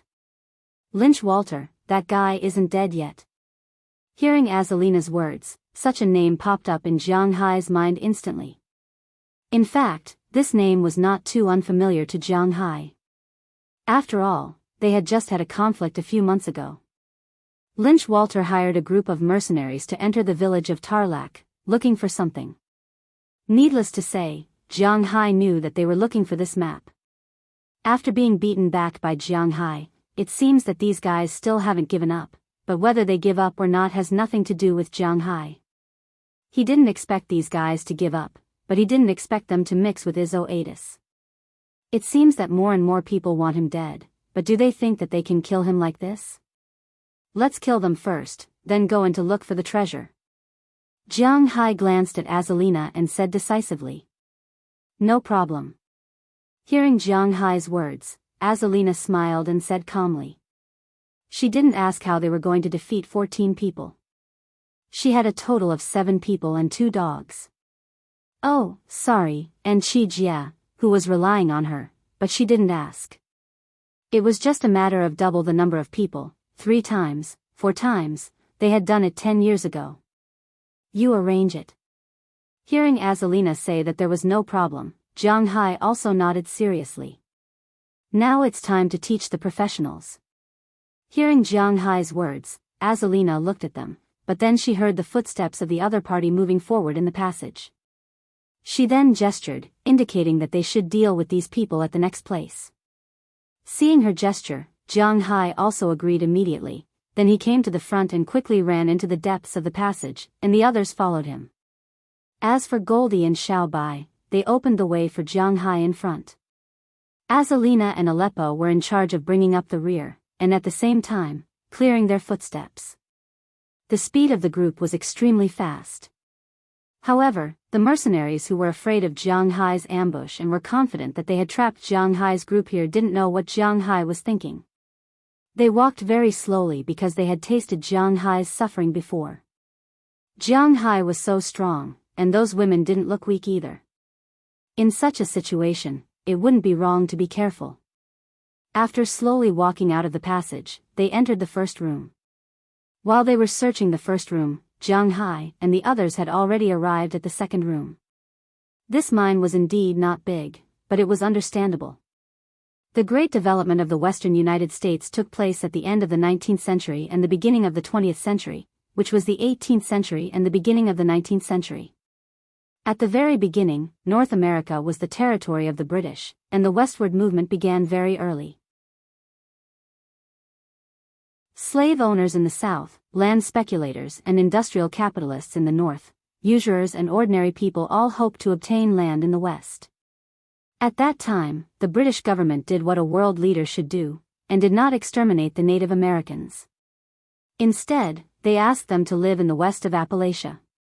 In 1763, a bill was specially passed to prohibit immigrants from crossing the Appalachia Mountains to the west. The territory of the original British colonists, which was where Jianghu lived now, was not allowed to go to the west. Of course, it was not a big problem to go there, but at least most people did not dare to blatantly break the law. However, the American War of Independence, which they were most proud of, shattered all of this. In 1783, in the peace settlement agreed by Britain and the United States, the British opened up the Appalachian Mountains and a large piece of Native American land west to the Mississippi River to the United States. In 1850, the 7th President of the United States, Andrew Jackson, who was regarded as an eternal enemy by the Native Americans, passed the Native American Immigration Act and even mobilized the army. This opened Pandora's box, and finally led to the extinction of the Native Americans.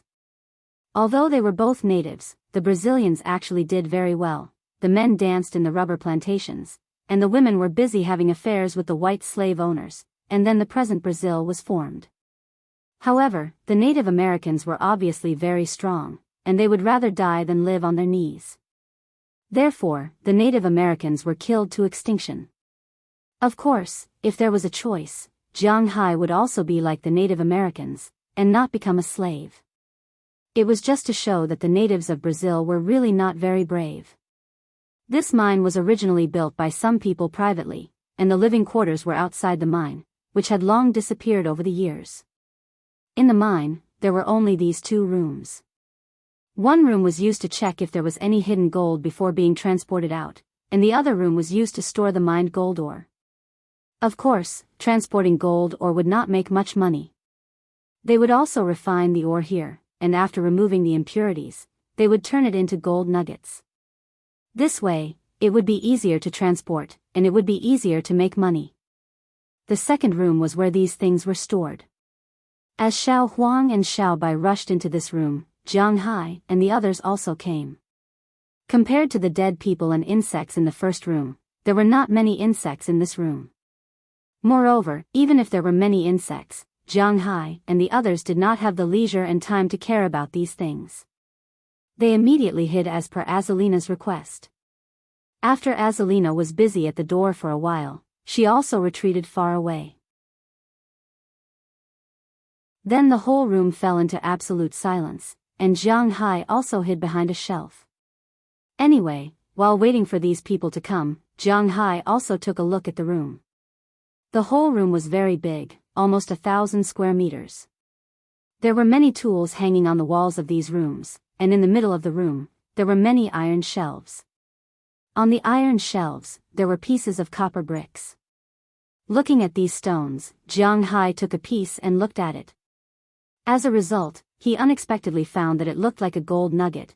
Jianghu had found a lot of gold in the sea, so he was quite familiar with the appearance of gold.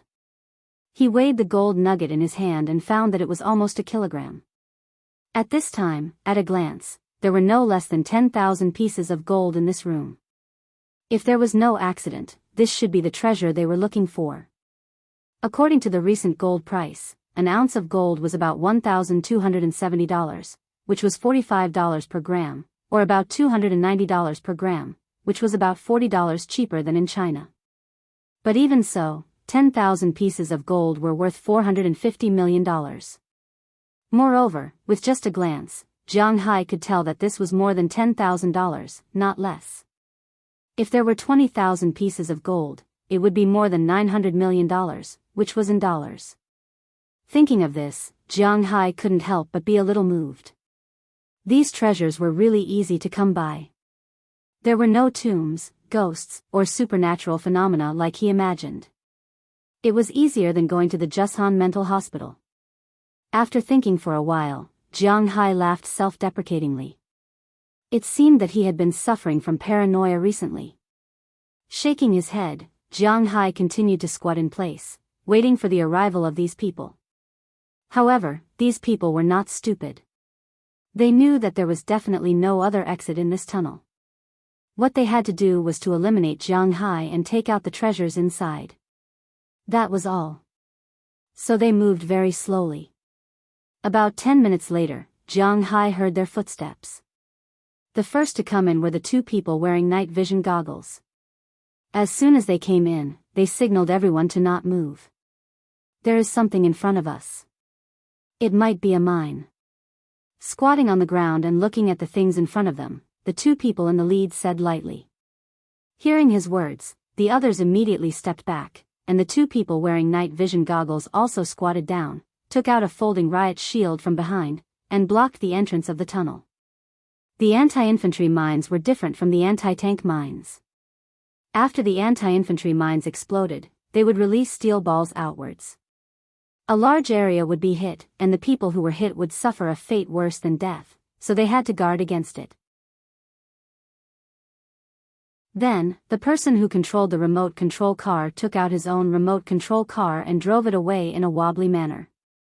Not long after, the car scraped the steel wire tied to the anti-infantry mine and directly broke it. The anti-infantry mine instantly exploded. A large number of steel balls shot at these people's shields. Although the sound of the steel balls hitting the shields was very loud, it did not cause any threat. After the steel ball rain ended, these people slowly stood up, but their shields were still upright. They slowly walked into the room, but at this moment, another cylindrical grenade popped out directly from the ground. Not good, there is something else. Seeing this thing popping out, a voice shouted loudly. At the same time, these people also squatted down and hid behind the protective shield.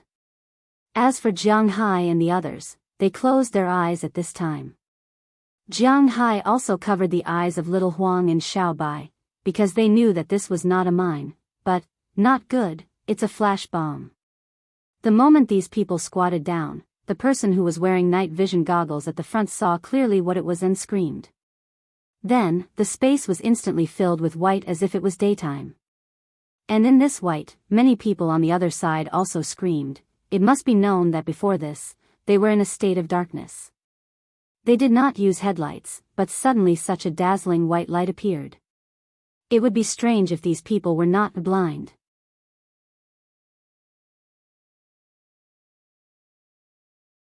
Chapter 896. Ah. Along with the screams, Jianghu and others also closed their eyes and counted quietly. 1, 2, 3, as the 3 seconds ended, Jianghu and others opened their eyes in an instant. The dark world was still the same dark world. But they could see clearly that the other party was already covering their eyes and screaming. The first one to shoot was Al-Sarah. She was using a sniper rifle. She went up and shot two people who were still wearing night vision goggles. As soon as the two people died, the shields in their hands fell powerlessly in the distance. At this moment, Jianghu, Azalina, Valentina, Beliak, Wallace Shelley, and Layla Scarter stood up at the same time, the weapons in their hands spurting out spears. They specifically aimed at the other party's face. There was no other way. These people were wearing bulletproof vests and helmets on their heads. If they didn't hit their faces, they wouldn't have a chance to hit them. Fortunately, Jianghu's level was not ordinary. After the first round of attack, 9 of these people had already left this world forever. Retreat, retreat. Hearing the continuous gunshots and the roar of his teammates before they died, the mercenary leader over there shouted for the first time, then regardless of his teary eyes, he wanted to run out crazily. It was really a miscalculation and they lost the whole game. The original team of 14 people had only 5 people left at this time. They ran crazily towards the outside, but the problem is, can they run away? At this moment, Goldie and Xiaobai also rushed out from Jianghu's side in an instant, rushed up and pounced on the 2 people who were covering the back, and directly bit the neck of the 2 people. The powerful bite force directly broke the cervical vertebrae of the 2 people. Now Jianghu's dog is at this level, and Jianghu and others quickly chased outside. Soon, in front of them, 2 heavily armed people, plus a cowboy hat, appeared in front of them. But at this time, they had already run through the last passage and were about to reach their car. Take care of them. Looking at these three people, Jiang Hai also said to Al-Sara. Then Al-Sara raised her gun directly, and with three screeching sounds, the right feet of these three people were instantly destroyed. Suddenly losing balance on the right side, the three people also fell to the ground at once. The cowboy hat man screamed and crawled towards the car in the distance, while the other two people turned their heads crazily, as if they were shooting at Jiang Hai's side. But unfortunately, Jiang Hai will not give them such a chance. Bang, bang, bang, bang, bang, bang, 6 consecutive sounds. Jiang Hai's scar completed 2 waves of 3 shots, directly hitting the guns of these two people and making them fall in the distance. At the same time, their hands were also crippled. At this time, Jiang Hai and the others walked out. Azalina went over, took out the pistol on her leg, and aimed at the limbs of the cowboy hat who was still crawling, and shot 3 times. One of his limbs was already destroyed, then she dragged this dead man in front of Jiang Hai. Looking at the 3 people lying side by side in front of him, Jiang Hai smiled and slowly squatted down. Actually, if you had been hiding, I might not have had a chance to find you, but you came here to seek death. I don't quite understand. Looking at the 3 people in front of him, Jiang Hai said with a smile. Jiang Hai had some impressions of these 3 people. Ezo Adis, the first time he saw him, he was still an arrogant underground racing emperor. Later, when he met him again, it was because he wanted to deal with Jiang Hai. Now, seeing him again, Jiang Hai couldn't help but laugh. Jiang Hai also knows the other 2 people. The cowboy hat man is the self-proclaimed explorer Lynch Walter, and the other person is the mercenary leader, Spartacus. No one knows his specific name, it's just his code name. Just as Jiang Hai said, if the 3 of them had been hiding, Jiang Hai might not have been able to find them, but they dared to come and find trouble with him. It's really like they didn't take the road to heaven and came to hell. Okay, I admit defeat. We lost. Tell me, what do you want to let us go? As long as we have it, we'll give it all to you. Looking at Jiang Hai, Lynch Walter endured the pain in his limbs and said helplessly. Hearing his words, Jiang Hai smiled disdainfully. Let them go? They didn't drink too much. What? Do you still want to kill them all? Hearing Jiang Hai's laughter, Lynch Walter asked with a surprised look on his face. When you attacked the Native American tribes, I didn't see you showing any mercy. Now you're telling me to kill them all? You Americans really have double standards. Since you surrendered, you have to treat them well. The lives of others have nothing to do with you, ha. Pointing a gun at Lynch Walter in front of him, Jiang Hai's eyes narrowed. He had never seen such a shameless person. You can't do this. It's illegal for you to kill us. Seeing that Jiang Hai was going to kill him, Lynch Walter said with a horrified face. Unfortunately, Jiang Hai just curled his lips. He is not a good person. Moreover, the Chinese say that if you don't remove the roots of the weeds, they will grow again when the spring breeze blows. So under Lynch Walter's horrified gaze, Jiang Hai pulled the trigger. In an instant, the .50 caliber Desert Eagle opened a big hole in the man's head. Lynch Walter died with his eyes wide open. Kill me, my father, and I will wait for you in hell. Looking at Jiang Hai, who turned his gun after killing Lynch Walter, Izzo Adis roared loudly. Hearing his roar, Jiang Hai also pulled the trigger. Then Spartacus, who didn't say a word, heard 3 gunshots, representing 3 lives that left this world. You guys deal with it, I'll take out the gold underground. Seeing that the 3 people were dead, Jiang Hai also put away his gun and said to Azalina. Hearing Jiang Hai's words, Azalina also ordered Wallace Shelley, Lalise Carter, Beliak, and Valentina to throw the bodies of the 3 people into their car in the distance. Of course, the bodies underground also needed to be dealt with. Jiang Hai took Alfred back to the underground space. At this time, only Qi Jia, Little Huang, and Xiao Bai were in the underground space. Although she was prepared, she still couldn't let go of killing people now, so Jiang Hai specifically asked her to wait for him here when he went out just now. Now that Jiang Hai was back, Qi Jia was relieved. As long as Jianghu was fine, it was the best. Then Jianghu and Qi Jia took the bags and began to put the gold bricks on the shelves. These gold bricks had been underground for 100 years and looked more like brass than gold, but Jianghu knew that it should be like this. Gold would also oxidize. If the gold was still shining, Jianghu would have to be careful because it might be a trap.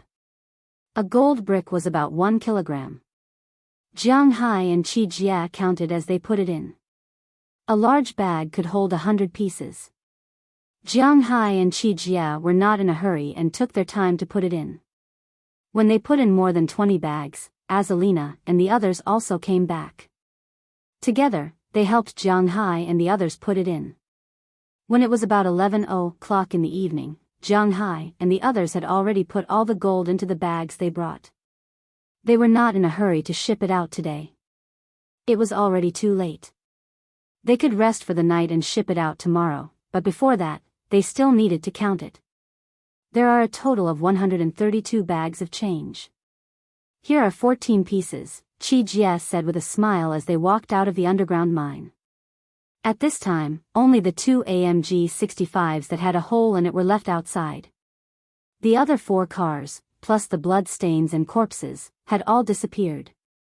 Azalina and the others were quite good at doing this kind of professional work. They lit a fire and sat next to it. Jianghu and the others were eating dinner while Qi Jia calculated their income. 1 gold bar weighs 1 kilogram, which is 1 kilogram. 1 gram is about $45, so 1 bar is $45,000. That's $13,214 in total. That's... where's my phone? Hearing Qi Jia's number, Layla Scarter also began to calculate, but it was obvious that this Samoan's math results were not very good and she did not quite understand. A total of $594,630,000. Looking at the confused Layla Scarter in front of her, Wallace Lele said with a smile. Those in charge of information were indeed much smarter than those in charge of combat. Wow, boss, you're rich again. Hearing that there were nearly $600 million worth of gold bars, Valentina said with a smile. I'm not rich. It's not that I'm rich, it's that we're rich.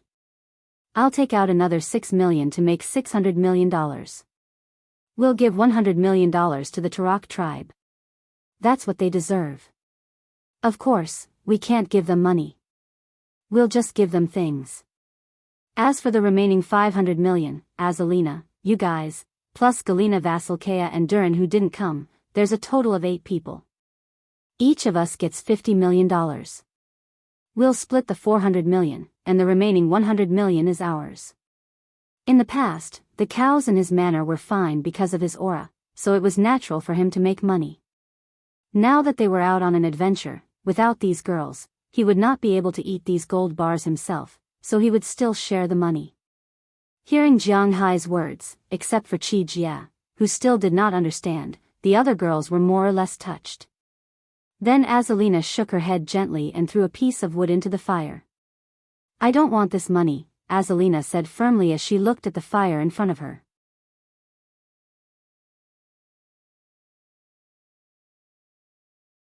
Chapter 897. Huh? What do you mean?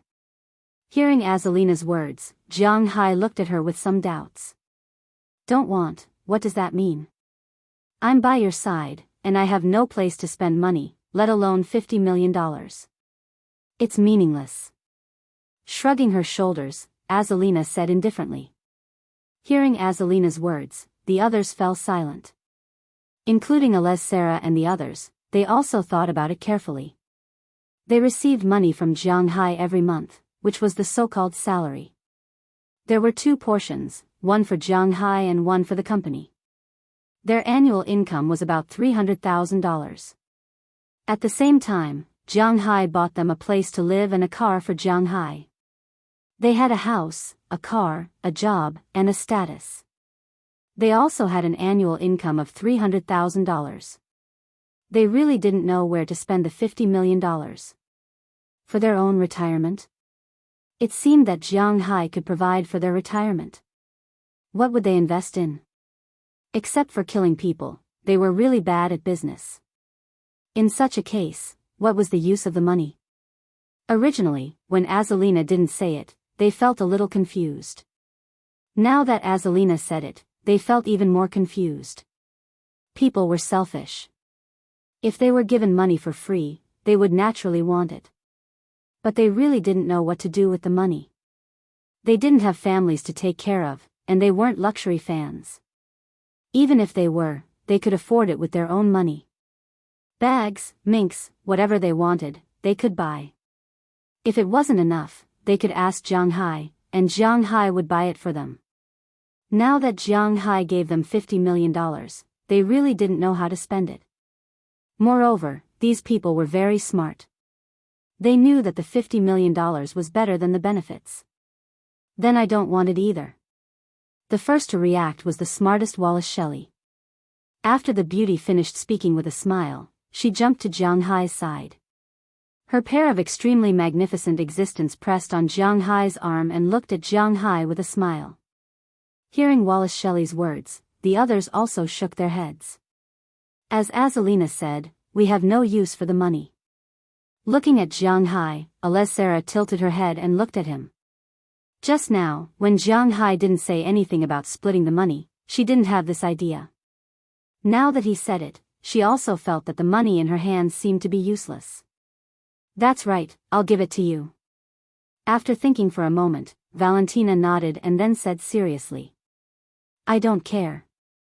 Anyway, if I want to buy something, I'll just ask you for money. Biliak looked at Jianghu, shrugged, and said indifferently. In the end, although Layla Scarter didn't speak, the way she looked at Jianghu explained everything. After listening to their words, Jianghu couldn't help but smile helplessly. They were betting everything on him. Okay, I won't split the money with you. You can become shareholders of Ting Company. Each of you has 5% of the shares, which is a total of 40%. Looking at the girls in front of him, Jianghu also said seriously. Oh. That's fine, this time we are also shareholders. Hearing Jianghu's words, the girls thought for a moment. This is not a bad idea.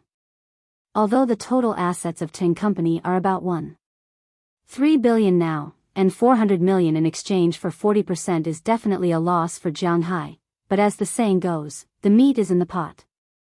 Jianghu doesn't feel that he is losing money. I don't want my money, I also want to exchange for shares. I have shares in Qi's group, and I also want shares in Tinglong Company. At this time, Qi Jia also came over and said to Jianghu. Hearing her words, Jianghu also nodded with a smile. In order to not be unfair, Jianghu also gave Qi Jia 5% of the shares. In this way, 45% of the company's shares left Jianghu.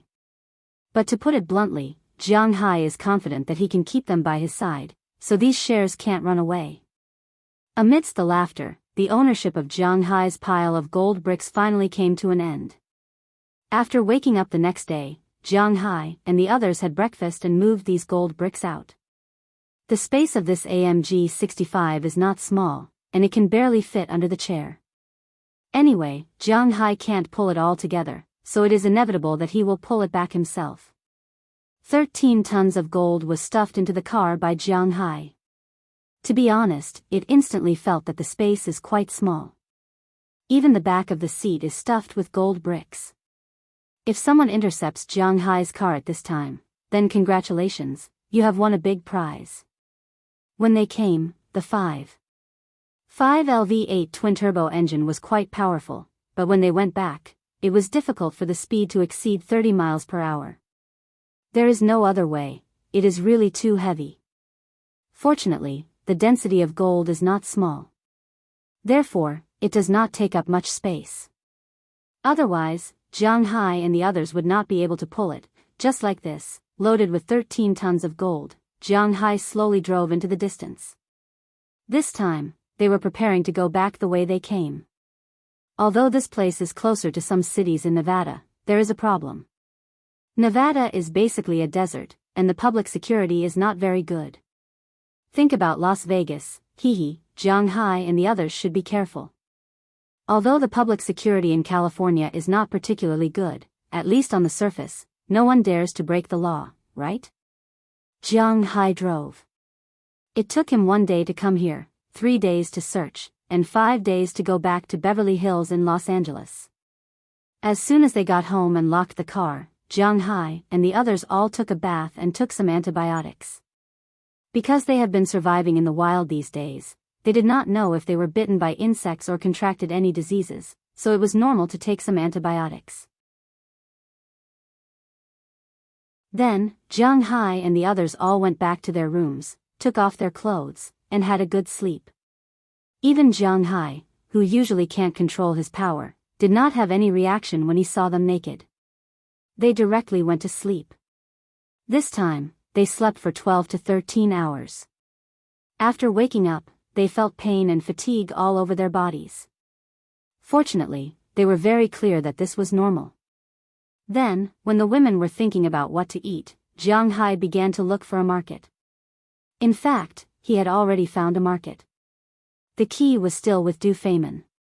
As mentioned before, Dubai, which can also be said to be the Arab world, was a world of gold. No matter how poor a family is, they will inevitably have gold. When the bride gets married, if she doesn't wear gold all over her body, she will be criticized by her husband's family. Gold is very popular in Dubai because it is tax-free for the whole world. Therefore, 10% of the world's gold transactions are produced in Dubai. If Jianghu got other things, such as silver, it may be a little troublesome, but for gold, Du Feynman wants as much as he can get. However, he has been quite busy recently. After learning that Jianghu has gold, he only sent one person over. At the same time, he invited Jianghu to visit Dubai when he has time. Jianghu chuckled in response. He and Du Feynman have more business than friendship. If one of them really poured out his heart to the other, that would be crazy. Jianghu waited in Beverly Hills for 2 days. One of Du Feynman's housekeepers personally came to find Jianghu. After weighing them one by one, they determined the weight. After all, they were gold bricks from more than a year ago. Although they were almost the same as gold bricks now, they can be said to be 9 or 9. But it was impossible to be accurate to 4 nines, or even 5 nines. Basically, this was just pure gold, 99.9% of it. Therefore, the gold brought Jianghu a total of $593 million. Jianghu took the change. The gold was loaded into a car and sent directly to a plane. Du Feynman also directly transferred the money to Jianghu's account at American Express. In an instant, Jianghu's account was full again. After getting the money, Jianghu made a call to Tarak and told him to inform the patriarchs in the mountains that they had found what they needed. If they needed anything, he would just tell them directly. After Jianghu bought the items, he would send them over. If he gave them money directly, they wouldn't be able to buy anything and would be easily targeted. $100 million, Jianghu was fine with it, but that didn't mean that other people would be fine with it. Therefore, it is better to directly exchange it for things, such as some building materials, some animals, clothes, food, seeds, and so on. $100 million is enough for that small tribe to eat for 20 years. While Jianghu was arranging these things and leaving, Moses Adams, who was specially arranged to deal with Lois Knightley's case, had already made progress. It all depended on who had more connections and who had more money. So, Lois Knightley's case was quickly overturned, and the so-called rich man was forced to pay a lot of money. After Lois Knightley regained her freedom, she left Los Angeles. She didn't want to stay in this sad place. After thinking for a moment, Jianghu gave her a business card from the Tinglong Company. If she really had nowhere else to go, she could go there. In Jianghu's opinion, her appearance and brain were still very useful. If she really had nowhere to go, she could go to Jianghu's place. Jianghu could also shelter her. In the end, Lois Knightley didn't say whether she would go or not. She took the business card from Jianghu and left. Jianghu's matter in Los Angeles had officially come to an end.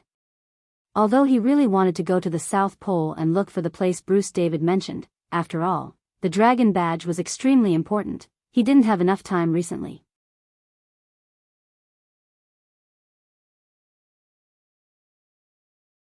Chapter 898. Old Lu went to the toilet and met a young man.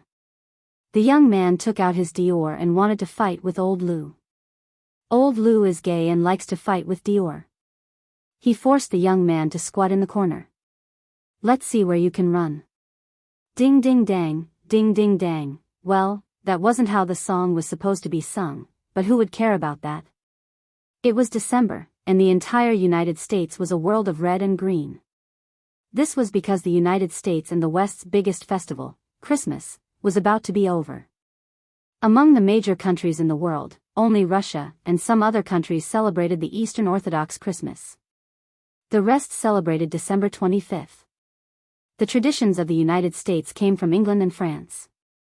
Naturally, they celebrated Christmas at this time. Jianghu had been in the United States for 3 years. For the people of this country, Jianghu had a deep understanding of the importance of Christmas. It was almost the same feeling as when Jianghu was young. However, in recent years, the atmosphere of the Spring Festival had become lighter and lighter. Almost everyone did not look forward to the Spring Festival like before. First, it was because their lives were better. It was not like before, when they could only have new clothes and delicious food during the Spring Festival. Jianghu's family was not very good, but it was not particularly bad either. When he was young, it was not like his parents' generation, where they could only eat meat or wear new clothes during the Spring Festival. He did not lack new clothes in the past, but the Spring Festival was always a fun thing, so everyone looked forward to it. Secondly, it was because his work was very busy now, and the pace of life was very fast. It was not like before, when he had enough time to wait for the Spring Festival. Other than the Spring Festival, there was nothing to look forward to. This was the reality. The Americans probably didn't celebrate Christmas the same way as the Chinese. This was because the Americans were used to being lazy during Christmas. Everyone had strict requirements for their working hours every day, and there were also many times when they could take a vacation. It could be said that in the United States, the time for vacation was much more than in China, especially in December. In order to welcome Christmas and the Spring Festival, many people saved their annual leave and took it at this time. They would be on leave for more than a month and would not go back to work until next year. Therefore, there were more people preparing for Christmas at home than before. The entire United States entered the Christmas atmosphere in advance. Jianghu often celebrated Christmas, but this was the first time he celebrated it in California. He was used to seeing Santa Claus who dressed up very well. Suddenly, he noticed that there were many Santa Claus on the street, Santa Claus girls who were wearing midriff-bearing outfits and miniskirts.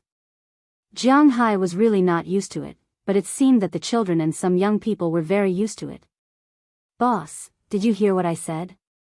Looking at Jianghu who had been staring outside, Moses Adams, who was sitting next to Jianghu, said helplessly. Upon hearing his words, Jianghu opened his mouth and smiled apologetically.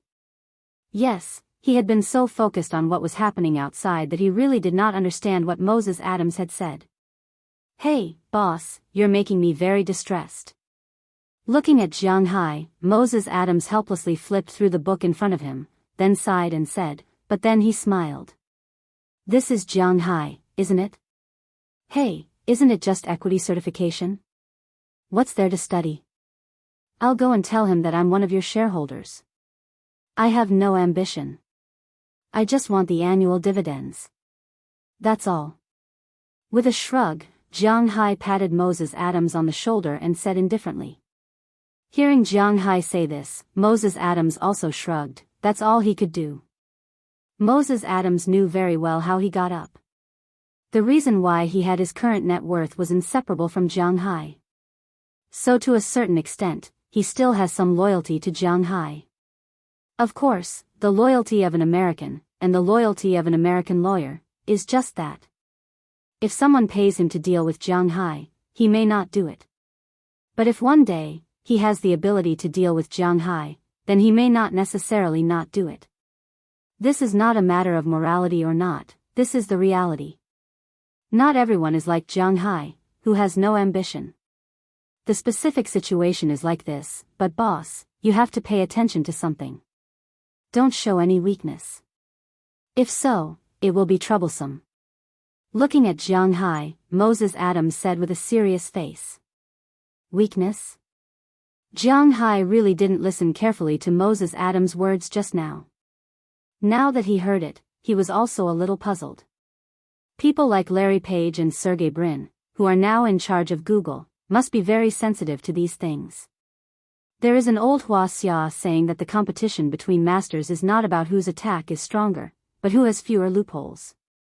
You must be careful of the traps they set for you. These things are very important. It is very likely that you will lose a lot of money. Looking at Jianghu's indifferent look, Moses Adams also said seriously. Okay, I will be careful. Looking at Moses Adams' serious face, Jianghu also nodded to show that he understood. He also knows that the business world is like a battlefield. There is no such thing as morality or kinship.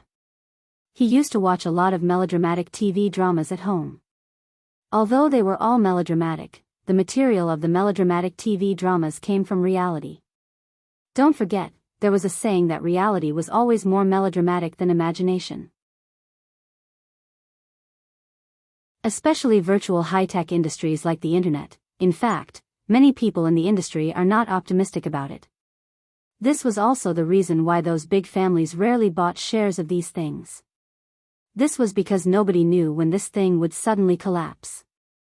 This kind of thing was very common. Just like Jianghu remembered, there was a time in the past when Renren was quite popular in China. At that time, it almost replaced Penguin, but suddenly, it seemed that in less than a year, no one played it. It was just that thorough, just that straightforward. Although he kept changing his name, there were not many people who played it. The same is true for the electronic information industry. It may be popular today, but it will suddenly collapse tomorrow. No one can say for sure. But the economic miracles brought about by these industries are quite impressive, and there are quite a lot of twists and turns in it. Speaking of the IT industry, the three giants of the IT industry in the United States, Microsoft, Apple, and Google, were also recognized. In the past, there may be IBM. Jianghu remembered that his laptop was the most expensive. There were also Cisco, Hewlett-Packard, DEC, and so on. Now, they are all gone. This is the reality. The founders of the three giants mentioned above, Microsoft, Apple, and Google, were all kicked out. But after they came back, only Google could keep their power so stable. Everyone knows that Bill Gates' words are not working well for a long time. Although he kept his shares, he has no management power. Apple's founder, Steve Jobs, was directly kicked out. Not only did he lose his company, but also his money. But with a clever mind, he later founded another company. When Apple was about to collapse, he bought Steve Jobs' company and let him come back to the head office to take over. Otherwise, Apple would still be a rotten apple and would not be the number one in the IT industry. Google's current chairman is not Sergey Brin or Larry Page, but Eric Schmidt. However, their words still carried the most weight. This showed that not only were the two men smart in business, but they also had some skills in business and politics. This allowed them to protect themselves in this whirlpool. In fact, everyone knows a little about Google. They started out as a search engine. They once wanted to enter Wuxia, but after being tricked by Baidu, they announced that they will never enter Wuxia. Their main businesses are very diverse. For example, the world's first video website, YouTube 13, belongs to them. They also have Google Maps. But because they are not allowed to enter China, they have not updated their maps for a long time. Seeing Apple's mobile phones becoming popular, Zhang Ruiqiang bought Motorola in 2012. In the end, Motorola's mobile phones are no longer sold. Their Android operating system is the most popular. It is ironic, later, they also launched e-commerce or something.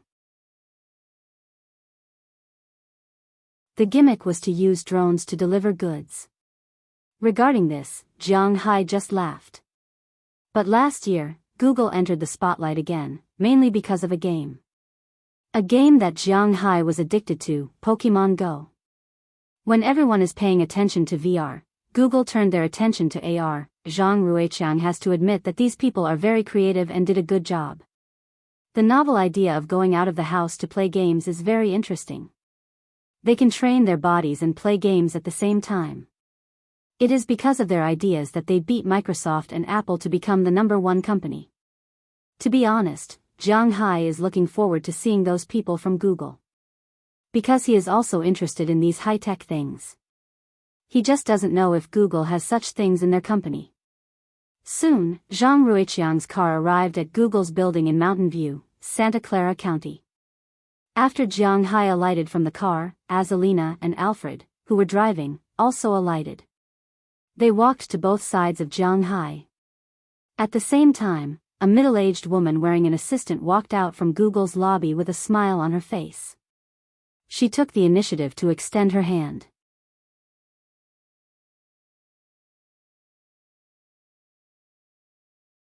Chapter 899. Hello, you must be Mr. Jiang. My name is Shauna Boone, the senior CEO of Google's operations department, and I'm also the one who will receive you this time. Looking at Jianghu, the middle-aged woman in front of him spoke first and said with a serious face. Hello. Hearing her words, Jianghu also smiled and stretched out his hand. He didn't expect that when he came to the door, there would be a CEO or a chairman coming to pick him up. This was unrealistic. Although Jianghu now has some money and some reputation, he is still not at the same level as guys like Larry Page. Shall we go directly to the certification procedures, or do you want to visit our building first? Seeing that Jianghu seemed to be quite easy to talk to, Shauna Boone also smiled and said, Let's visit the building first. To be honest, I'm quite interested in these high-tech companies. Jianghu looked at Shauna Boone in front of him and thought for a moment and said. He was telling the truth. It was not easy to come to Google, and he came as a shareholder. He naturally wanted to see the situation here first. Okay, please come this way. Smiling at Jianghu, Shauna Boone led Jianghu into Google's headquarters. Before walking into Google's headquarters, Jianghu was very satisfied with the environment here. In fact, it was called Google's headquarters, at least outside, it was more like a park. Lawns could be seen everywhere, and there were also sports venues such as volleyball courts. Because Google's headquarters was very large, there were places to rent bicycles outside, and the bicycles were all in Google colors. Android small robots were on many lawns, and there were all kinds of them. Because of the worship of high-tech, the parking lot here was equipped with charging stations. Don't get me wrong, it was not for charging battery cars, but for charging electric cars. This kind of car did not pollute the environment, and it was very cheap. Compared to burning oil, it saved 2/3 of the cost. Jianghu also had 2 electric cars at home, so he was very clear. And the most important thing was that if he bought this kind of car, the state would subsidize it, so it was very suitable. The only thing that was not suitable was that this kind of car could not go fast. Generally, it could rarely go more than 90 miles per hour, so those who pursued speed were not suitable for this kind of electric car. However, there were not many people in the IT industry who would play with excitement, right? Regardless of the situation outside, Jianghu followed Shauna Boone into Google's office building. From the outside, Google's office building was similar to some domestic government buildings, but it was not as tall as those government buildings. It looked like the highest place was about 3 or 4 floors, but after walking in, Jianghu wanted to curse. This evil capitalism really knew how to enjoy life. Walking into the building, the first thing that caught his eyes was naturally the front desk. This was nonsense, but it was not necessary to explain it here, because the front desk here was also very cute. Not far from the wooden front desk was a place for some people to rest. It was not the kind of sofa that everyone was familiar with, but soft cushions that looked like beans were placed in the distance. Google's office was not only an office, but also a scenic spot. Anyone who came to Mountain View City to play would more or less come here to take a look. Therefore, there were many tourists here. Walking inside, not long after, Jianghu saw a huge gym. There were dozens of treadmills, and at this time, some people were running there. The most important thing was that many treadmills were specially installed with boards, so people could exercise and work at the same time. This was also counted as working time. Next to the gym, there were several massage rooms in a row. If one sat in front of the computer for a long time, not only would it be easy to lose one's figure, but it would also be easy to get cervical spondylosis or old lumbar muscle damage. There were professional masseuses here. Of course, if one wanted to come for a massage, they would have to queue up. Walking forward, there was a small bowling alley. According to the map here, there was a huge laundry room in the distance, and there was a swimming pool on the roof. It could be said that the fitness equipment was quite good.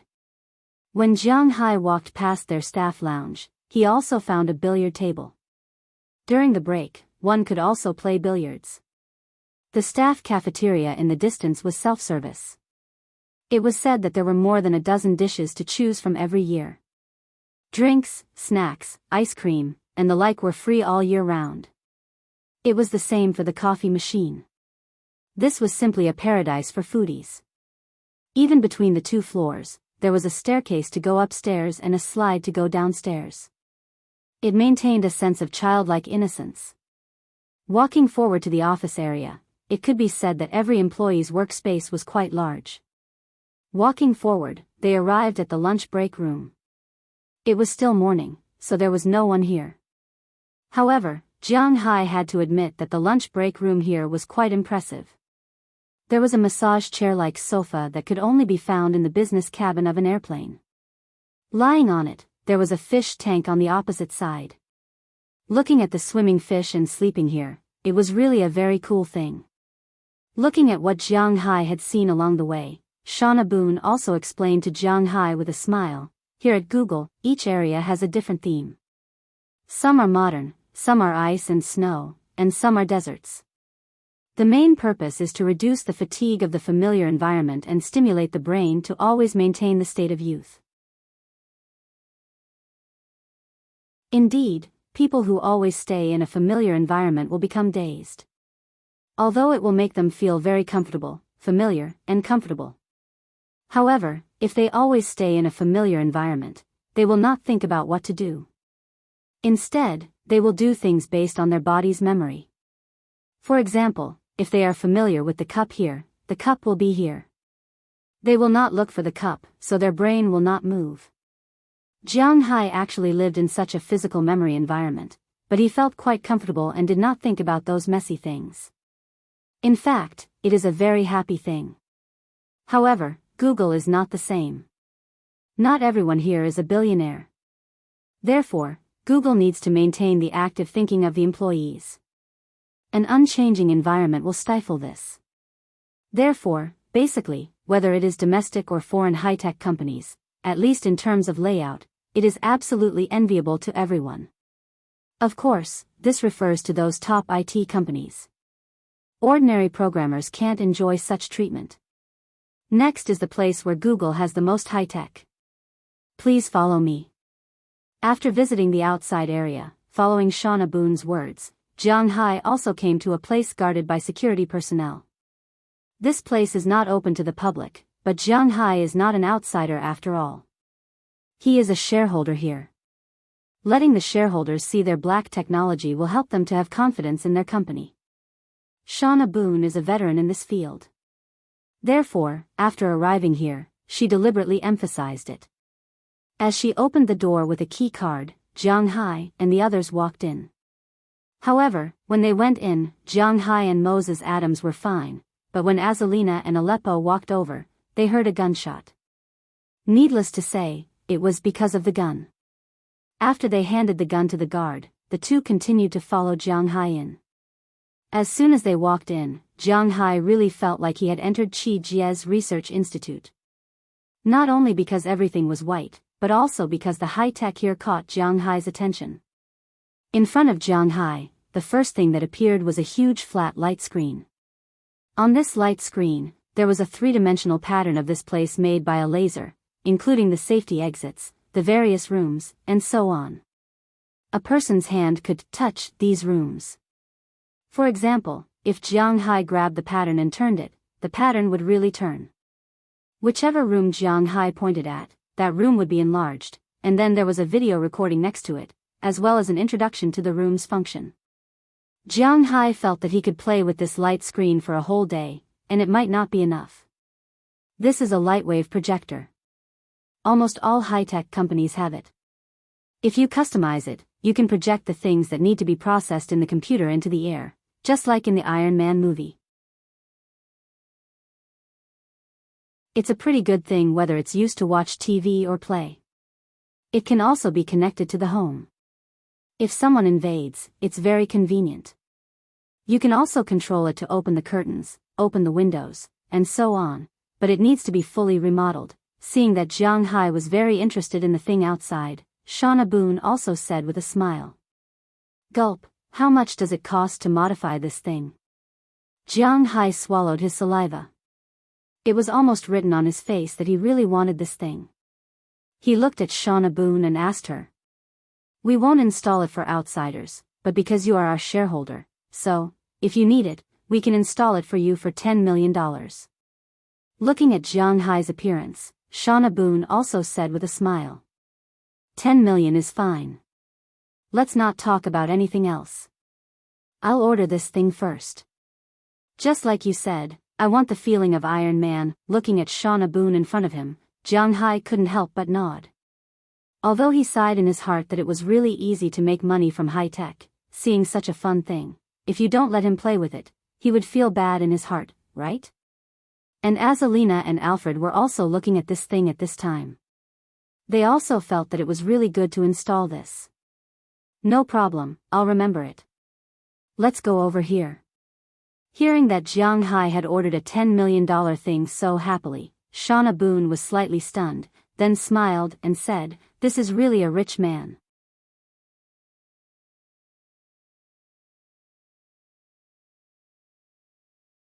Chapter 900. As for Jianghu, although he didn't hold a lot of shares, whether it was Larry Page or the board of directors, no one would look down on him, especially after all the trouble he had caused this year. Almost everyone in the world who knew about Jianghu knew that he was a man with great potential.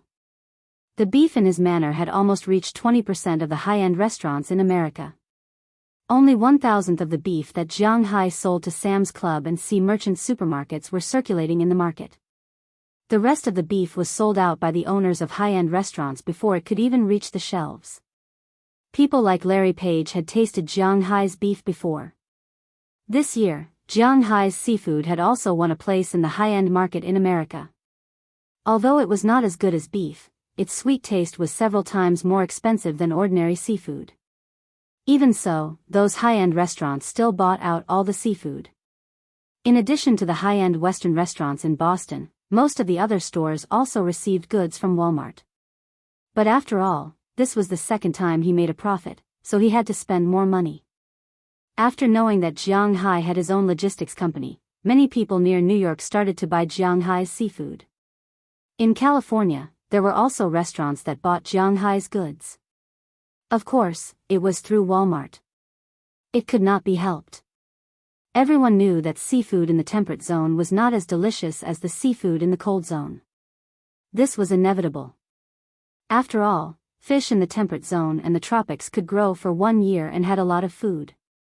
On the other hand, fish in the cold zone could only grow for half a year and did not have a lot of food.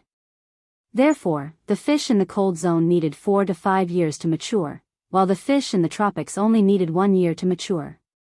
If the taste of the fish in the cold zone was the same, then the cold zone would not be able to develop.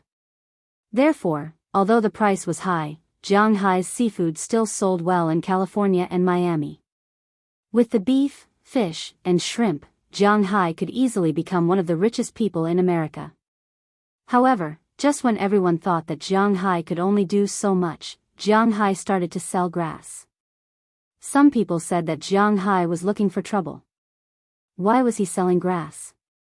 With the grass, he could raise more cows. By then, it would not be as simple as 20%. It might even be 50% or 100%. How much money would that be? Now that the grass had been sold, other people could sell a cow for $50,000 to $60,000. Wasn't that crazy? If it were 3 years ago, Jianghu might have thought the same. It was not that he had suddenly become a saint, or that his brain was damaged. Even if his brain was damaged, people like Chi Li and Moses Adams, who were very sensitive to business, would definitely tell Jianghu about this. The reason why he was selling grass was that he wanted to tie more people to his chariot. It was just like when Jianghu first came to America, he had been worried that his efforts would be swallowed up by the American government or some big family. At that time, his way of protecting himself was to buy oil futures. This was indeed a way. If someone irresistible came to annex Jianghu's manor, then Jianghu could go to the Rockefeller family. The billions of dollars in oil futures were a stepping stone. But even if he went to the Rockefeller family, the stepping stone was gone. Even if he could keep his manor, it was hard to guarantee that no one would ride roughshod over him. This was a realistic problem. After all, Jianghu at that time was just a fat sheep in their eyes. What Jianghu wants to do now is to not be under others. Although he has no ambition to establish a global village or a national strategic business, these things have nothing to do with him. But to ask him to be someone else's little brother, he won't be willing. That was why he chose to sell grass. Did anyone dare to touch him now? He was a strategic partner with the royal family in Dubai. In America, he was also a partner with real estate tycoons and Luke Sean.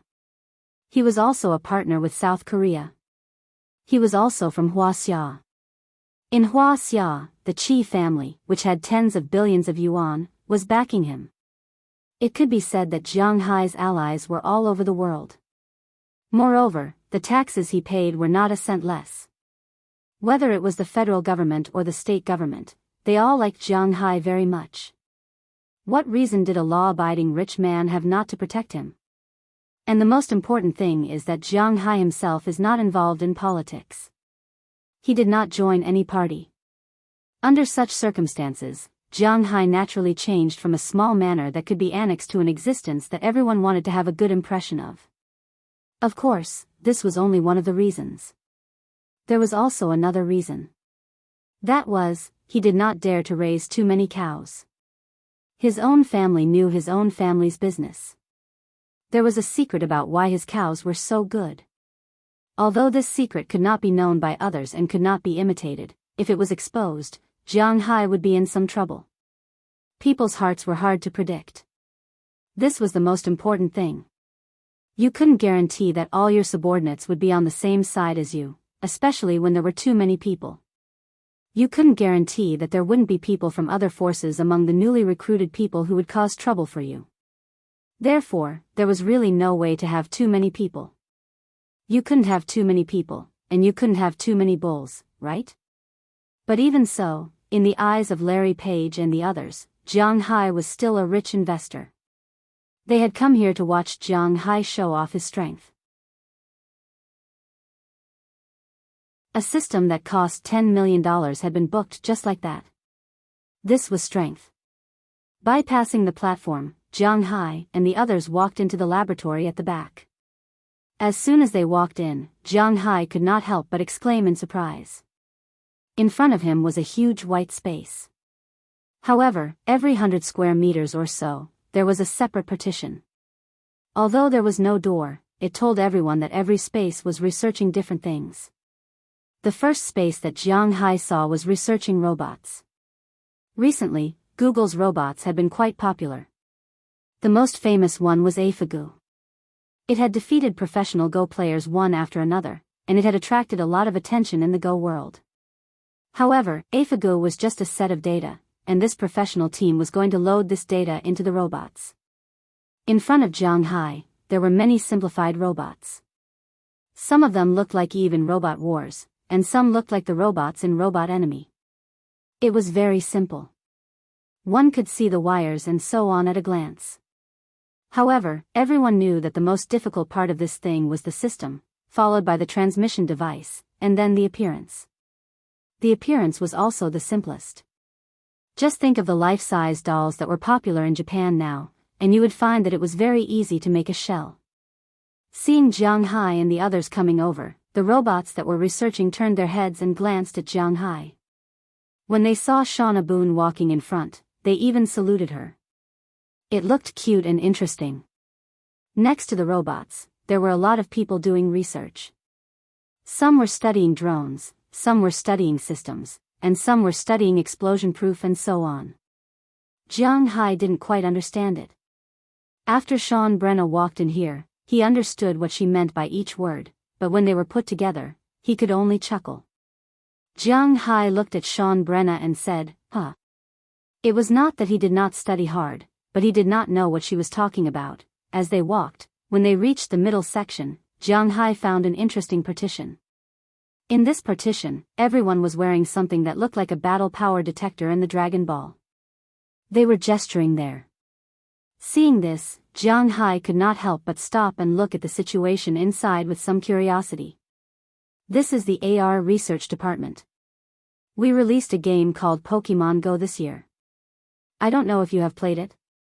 Looking at Jianghu, Shauna Boone said with a smile on her face. Of course, I am a diehard fan, but isn't that game played on the mobile phone?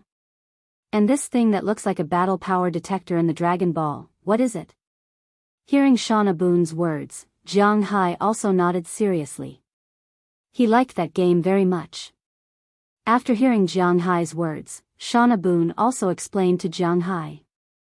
This is the next step of virtual reality enhancement equipment. That thing that looks like a detector is an advanced product of our Google Glass. It can not only display the image of the mobile phone, but it can also replace the mobile phone for voice control operations. After hearing Jianghu's words, Shauna Boone walked into the space with Jianghu, picked up a device, and asked Jianghu to try it on. After Jianghu took it, he took a look at it first. This device is really almost the same as the detector in the Dragon Ball. It has a semi-membrane like a lens, and there is a device that buckles the ear, but it is very troublesome to put it on. It just needs to be plugged in. After Jianghu set up the device, a mobile phone icon appeared in front of his right eye. It was the same as the desktop of the mobile phone placed on the desktop at this time. Then under the guidance of Shauna Boone, Jianghu stared at the Pokemon Go icon. Open. As Jianghu's voice fell, the game started directly. After all, it was still in the experimental stage, so there was no animation or music. After seeing the progress bar read, a realistic picture appeared directly in front of Jianghu.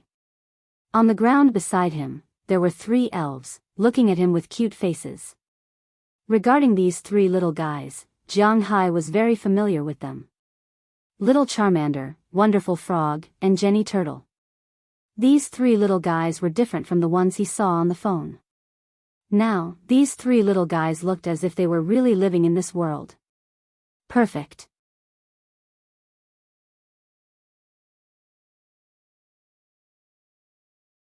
Chapter 901.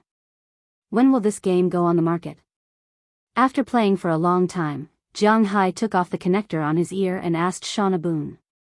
To be honest, Jianghu still liked playing this thing, and most importantly, it was really similar to reality.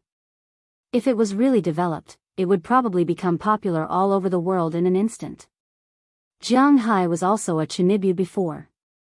He used to read the most popular online gaming novels. That kind of virtual gaming chamber was something that he fantasized about. Now, there was probably no such thing as a virtual gaming chamber. But this kind of AR augmented reality technology was very powerful. It felt like Yu-Gi-Oh, right? Now it was Pokemon Go, and maybe there would be Yu-Gi-Oh in the future. When 2 people met, they would shout a duel. Ah, the feeling of Chinibu really made one's blood boil. I estimate that it won't go on the market for 2 or 3 years. After all, this kind of earpiece is based on Google Glass. The price of each earpiece is $10,000. Of course, even if the cost drops in the future, it will still be more than $3,000. I don't think the public will be able to accept a pair of glasses that cost $3,000. Hearing Shauna Boon's words, Jiang Hai also nodded. Although there were so many Apple fans in China, that was because Apple phones were not expensive to begin with. Well, based on Jiang Hai's current situation, it was not expensive, but even for ordinary families, it was still affordable. Not to mention those low-end phones, the latest Pulse version was only about $6,000. The good ones were about $7,000 to $8,000. Based on the domestic sales level, the average wage earner could afford it even if they ate salted vegetables for a month. $6,000 was equivalent to $1,000. And when a gaming device cost $3,000 or $20,000, how many people would buy it? This was reality, so unless Google set the price of this thing to about $1,000, not many people would buy it. Thinking of this, Jiang Hai pursed his lips. It was really a pity. But he was quite optimistic about this technology. Recalling the virtual world he saw just now, Jiang Hai also felt a little itchy in his heart. He sighed. This was not what he needed to think about now, was it? He continued to walk with Shauna Boon, but Jiang Hai kept thinking about the game just now. After walking out of the R&D center, Shauna Boon took Jiang Hai to Larry Page's office. Although the chairman of Google was Eric Schmidt, the people who had the final say here were Larry Page and Sergey Brin. Therefore, things like verifying shares naturally had to be done by meeting the boss here. They walked to the door of an office. As Shauna Boon gently knocked on the door, the voice of a middle-aged man came from inside the room. As the two pushed the door open and walked in, Jiang Hai also saw the situation in the room at this time. This office was actually not very big, and the arrangement was very simple. At this time, there was a black-haired white man sitting behind the desk. He did not look like an entrepreneur or a star, and he was dressed very well. When Jiang Hai looked at him, he felt that the first impression he gave was that he was a little cowardly, not in terms of personality, but in terms of appearance. It was a little too simple, and his thick eyebrows looked a little funny. But at this time, no one in the company dared to look down on him, because he was one of the founders of Google, Larry Page. Opposite him sat a middle-aged man who looked a little like Slavic. To be honest, this man was more handsome than Larry Page. He had a slightly gray beard and looked very sexy. Jiang Hai also knew this man. He was Larry Page's good friend, Sergey Brin. Jiang Hai did not expect to see these two people when he just came to verify shares. Hello, you must be Jiang Hai, Mr. Jiang. I'm Larry Page, the CEO of Google. This is our shareholder, Sergey Brin. Seeing Jiang Hai come over, Larry Page immediately stood up and stretched out his hand with a smile. Jiang Hai also shook hands with these two people, and after a few words of greeting, he sat on a sofa opposite the desk. Naturally, only Jiang Hai, Larry Page, and Sergey Brin had the right to sit here. Although the United States did not pay attention to people's ranks, sometimes it was still necessary to distinguish between the priorities. Just like now, only these three people had the right to speak. So, whether it was Shauna Boon or Moses Adams, they stood by the side.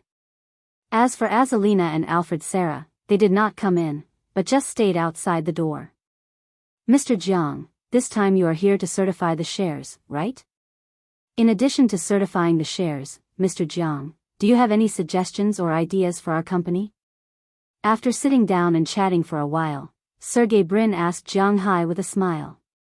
Compared to Larry Page, Sergey Brin is a Soviet Russian, so he spends most of his time abroad. For people like Jiang Hai, he knows very well how to talk to him. Well, I'm mainly here to certify the shares. As for other things, I have nothing to say. Hearing Sergey Brin's words, Jiang Hai's heart skipped a beat, but he still kept a smile on his face. He knew that something was coming. After thinking for a while, Jiang Hai coughed softly and continued to talk to the two people in front of him about his intentions. I don't have any special ideas about Google, because I don't understand IT at all. I'm not afraid that you two will laugh at me. I'm originally a farm owner, and these shares were obtained by chance, so don't expect me to make any constructive suggestions. I don't have any at all. As for the distribution of my shares, I'm going to follow your wishes. After all, I'm just here to make money, that's all. Looking at the two people in front of him, Jianghu explained his position first. Hearing that Jianghu was just talking business, the two of them were relieved. As long as he wasn't a fool or someone with ulterior motives, then they would be fine. Since he wasn't an enemy, then they could develop into friends, right? Hearing Mr. Jiang's words, I'm relieved. Just now, Shauna should have also taken Mr. Jiang around the company. I don't know how Mr. Jiang feels about our company's environment. Since Jianghu is not an enemy, Larry Page's tone was much more relaxed. He looked at Jianghu and said with a smile. It's quite good. To be honest, if I were a person in the IT industry, then my dream workplace would be here. And the black technology here is really a feast for my eyes. Although he didn't understand most of it, it didn't prevent Jianghu from praising them. Hearing Jianghu's words, the two also laughed. Just now, Mr. Jiang also ordered a global intelligence system. Seeing that the three of them were having a good conversation, Shauna Boone also interrupted. Hearing that Jianghu was not being perfunctory and was really interested, the two raised their eyebrows. Although that system is a little more mature now, it's extremely expensive to build. Looking at Jianghu, Larry Page said in a low voice. To be honest, $10 million was not a small amount for anyone. Even if Larry Page's total assets were as high as $23 billion, it was not easy for him to come up with $10 million in cash. You may not know me well. Because I don't engage in listed companies, nor do I enclose land for construction, I spend all the money I earn myself. Perhaps in terms of total assets, I'm not ranked at all in this world. I may be ranked behind tens of millions of people, but in terms of cash, should be in the top 10,000. That's right. That's right. Looking at Larry Page, Jianghu also said with a smile. Hearing Jianghu's words, Larry Page nodded secretly. He didn't know how much money Jianghu had in total, but thinking about it, with his business, he should have billions of dollars in cash. In this world, it was true that cash in the bank would only depreciate, but people with a lot of cash were the biggest customers. Of course, Jianghu's words about being in the top 10,000 or being in the top 10 million were all nonsense. There were indeed a lot of rich people in this world, especially those from big families. They were not listed, so no one knew how much money they had. But with Jianghu's current net worth, it was not a problem for him to be in the top 3,000 in the world. He thought that Jianghu was being modest. He heard that the people in the ancient Eastern countries were quite modest. But to be honest, Jianghu wasn't being modest. It was because his money didn't seem to be much in the country. Some sector-level cadres with real power probably had as much money as him, but of course, they had less cash than him. Looking at Jianghu, Larry Page thought for a moment, then said to Jianghu, since you're our shareholder, I'll make the decision. The original customer intelligence level is from beginner to advanced. Oh? This thing is divided into beginner and advanced? Hearing Larry Page's words, Jianghu asked with some confusion. Of course, the beginner level can basically only answer some simple conversations and settings, while the advanced level can't think on its own, but it can make connections through language. It's an intelligence system second only to AlphaGo. Looking at Jianghu, Larry Page also introduced it, and as soon as he finished speaking, Sergey Brin on the other side also spoke. I wonder if Mr. Jiang is interested in working with us to deepen our cooperation? Looking at Jianghu, Sergey Brin said seriously. What they liked the most was this kind of person who didn't care about anything and still had money. I'm not interested in other things, but I'm quite interested in AR. Hearing Sergey Brin's words, Jianghu chuckled. It was not that easy to trick him, but he was indeed interested in something.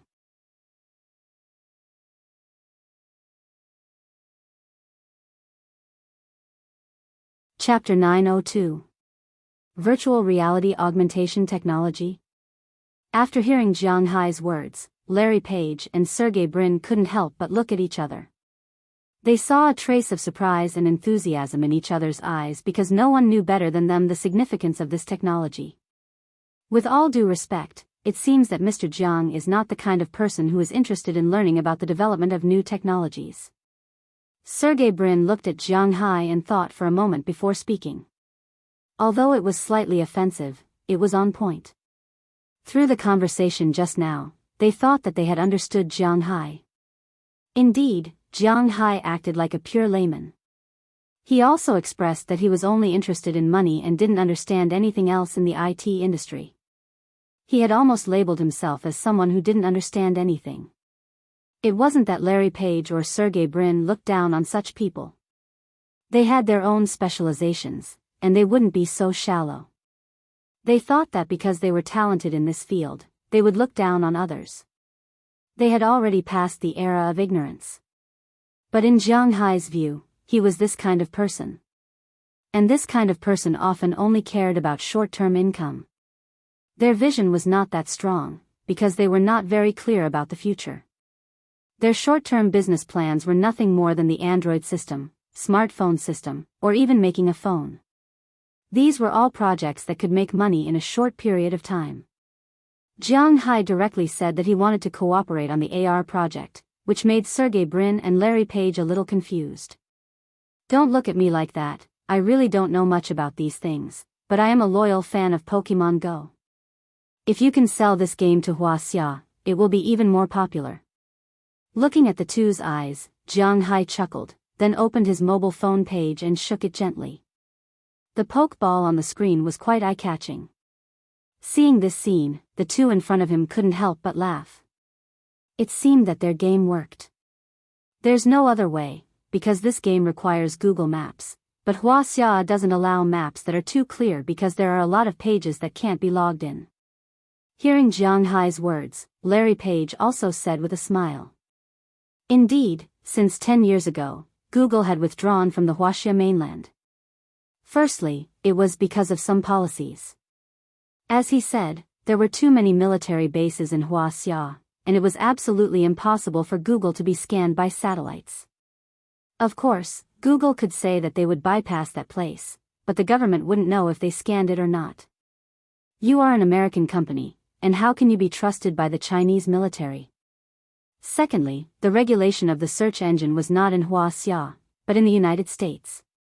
It was a bit troublesome to block some news.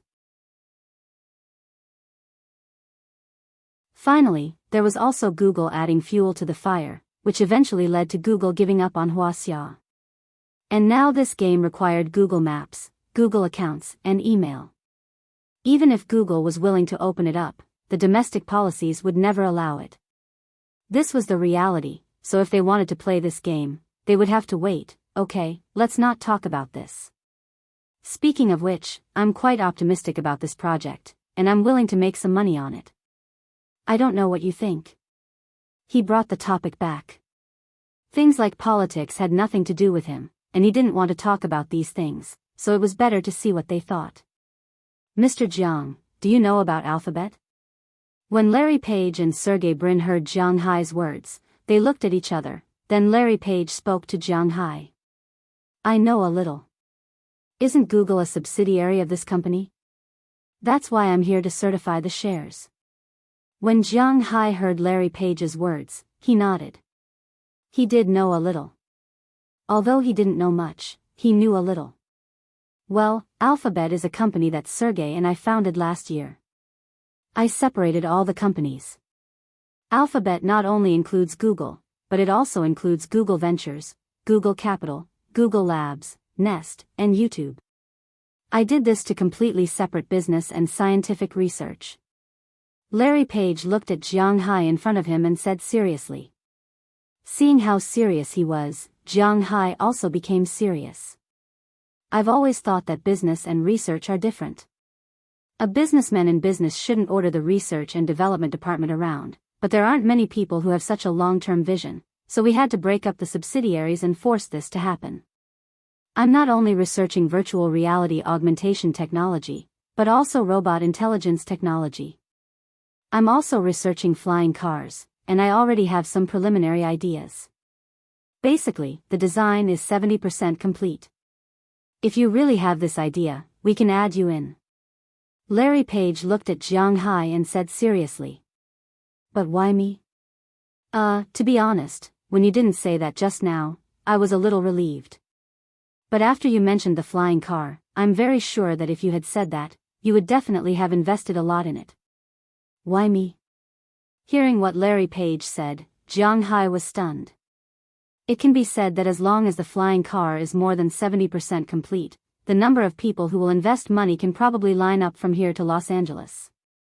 First of all, as I said, I don't want those shareholders who order me around. Second, I need cash, and you meet these two requirements. Of course, another reason is that I'm also a loyal fan of your beef. Larry Page looked at Jianghu and said with a smile. Larry and I go to Padarat restaurant at least twice a week. Oh, that's the only restaurant in Los Angeles that sells your beef. Seeing Jianghu's puzzled look, Sergey Brin said with a smile. Hearing his words, Jianghu couldn't help but laugh a little. Can this be considered a reason?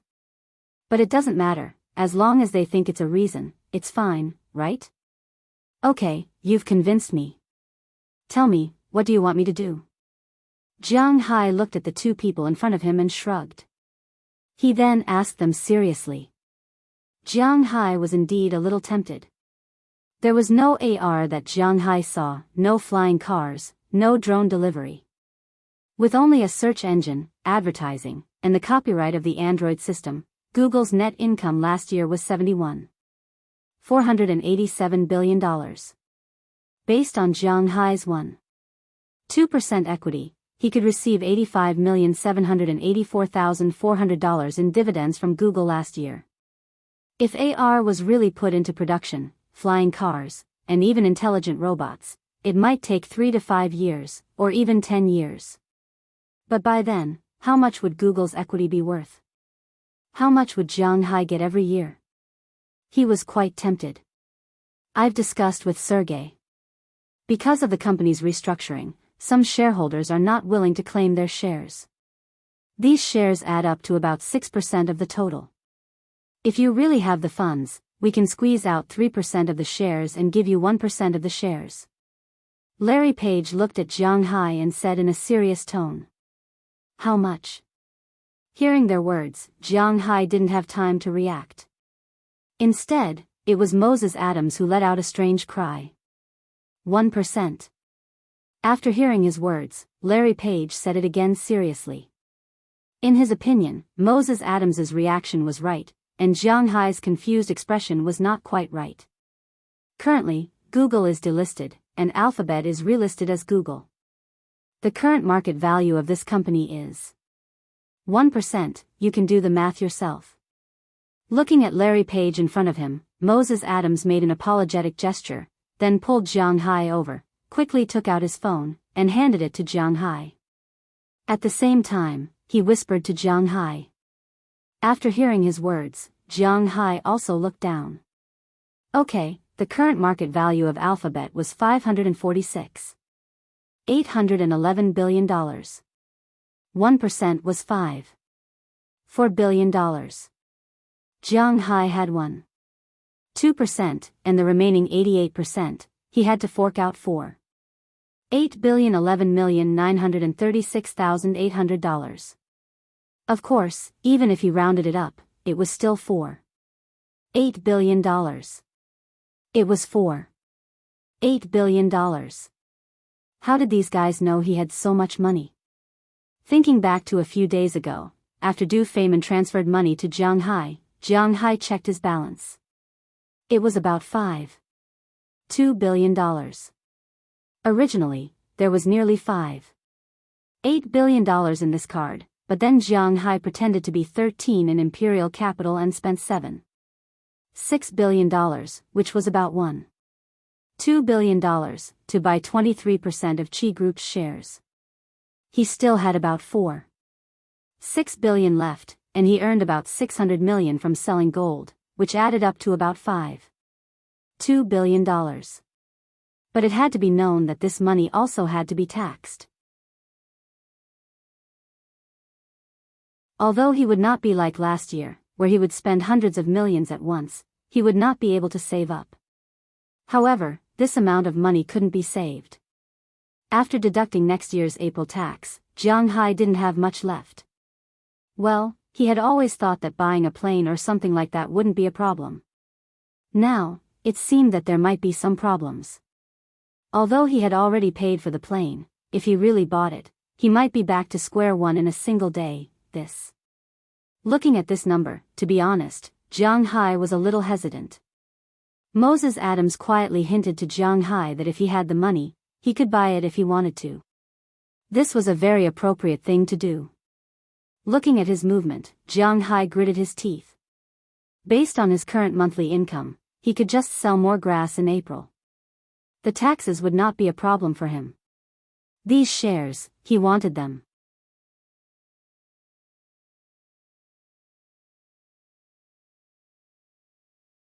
Chapter 903. What's wrong? Can't sleep? The moonlight shone on Beverly Hills, Jianghu's rented villa. Under the moonlight, Jianghu sat on the sofa in the living room, staring blankly at the moon outside. At this time, Azalina slowly walked over from behind. Her hands slowly slid from Jianghu's neck to Jianghu's chest.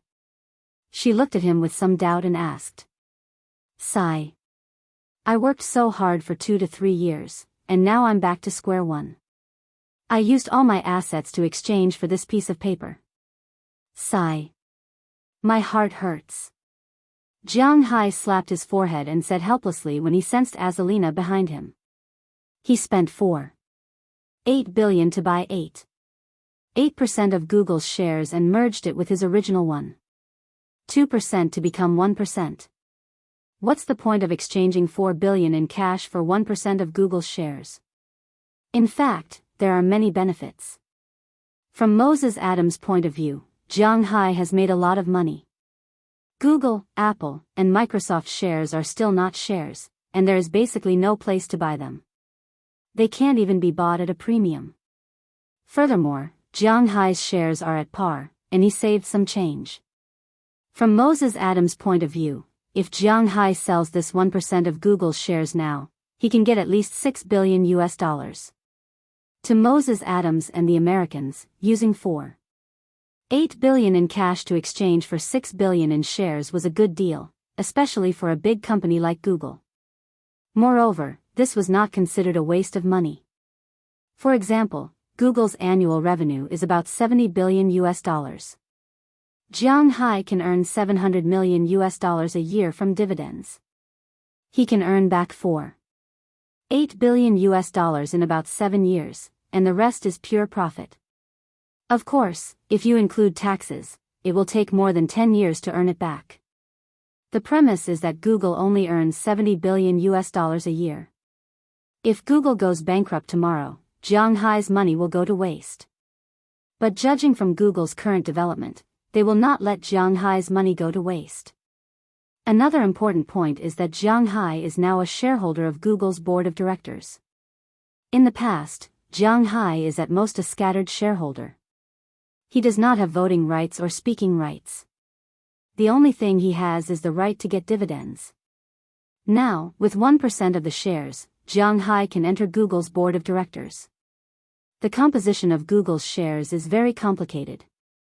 Microsoft and Apple are even more complicated. Larry Page's shares are mostly non-voting shares. They are the people who make money.